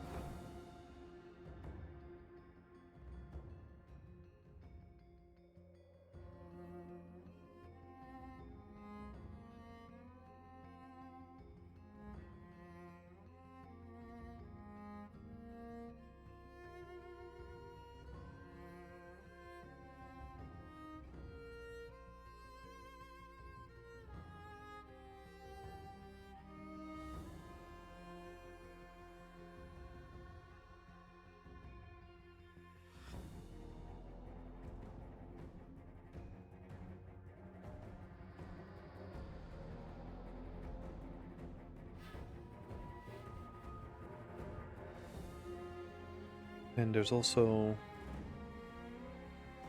bits attached that give you control over the angle of it up and down. Okay. Oh, interesting. So they kind of gave up on a mechanism because it looks different.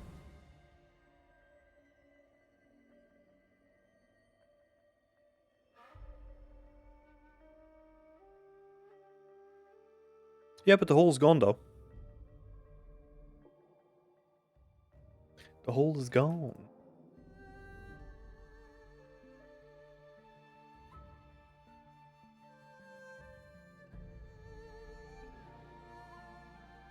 I know what you meant.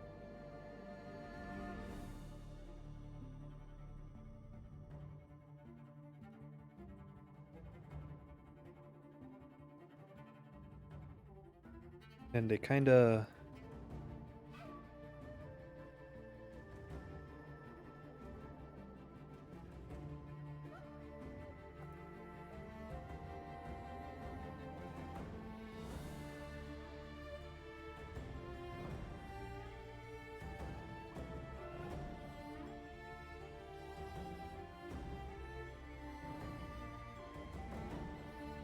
have this thing like sticking through this, and then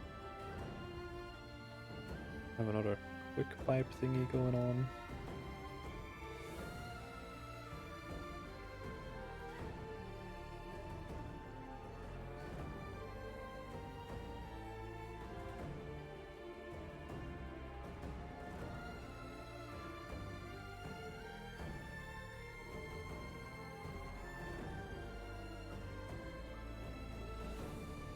That goes like a polygon.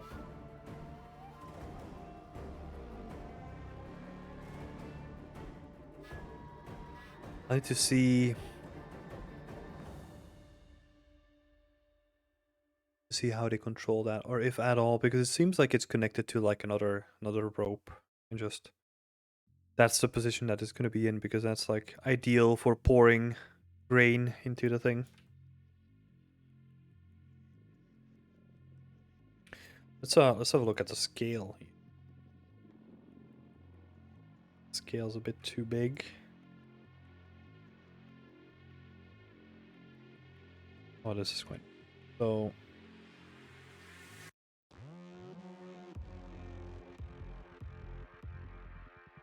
Scale of that, according to like the proportional measurements, gonna be... say something like this.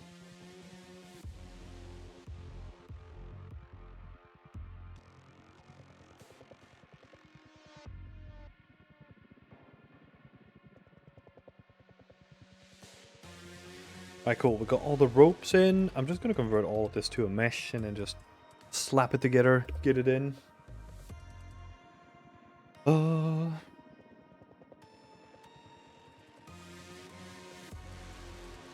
That up. Oh, look terrible if we go back to textured view.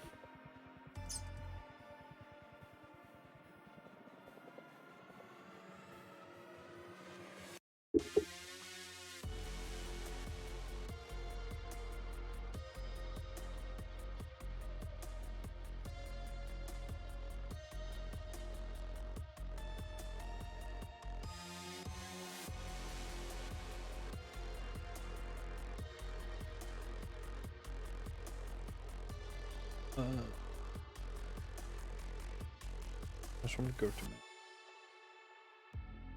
Oh, okay. Applies the modifier. Cool. Bunk. And all of this stuff. Hold up.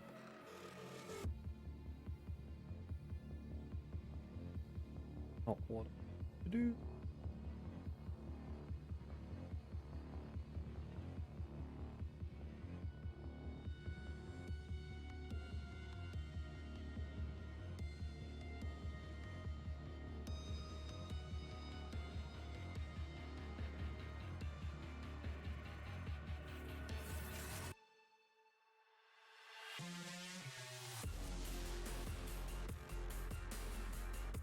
Gotta link all the materials now. Go.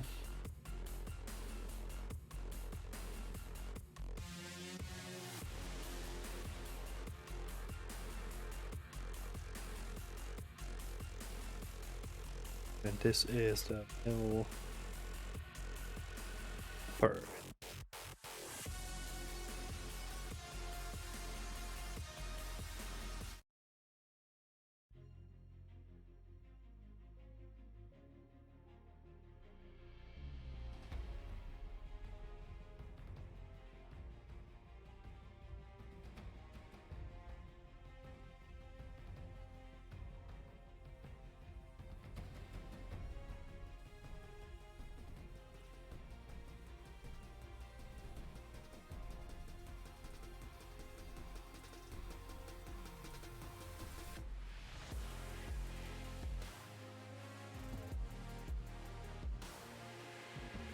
I guess you could always like put beams in place.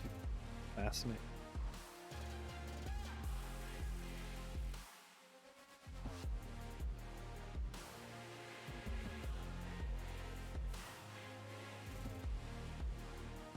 It's looking quite nice though. I mean, it's obviously very block out and very basic stuff, but foundations are getting there. We got a bunch of cool props. Got the structural setup coming along quite well. I'm happy with that.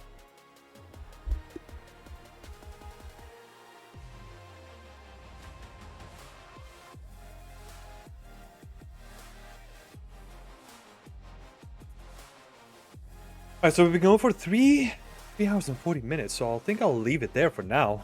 This was a good first stream though.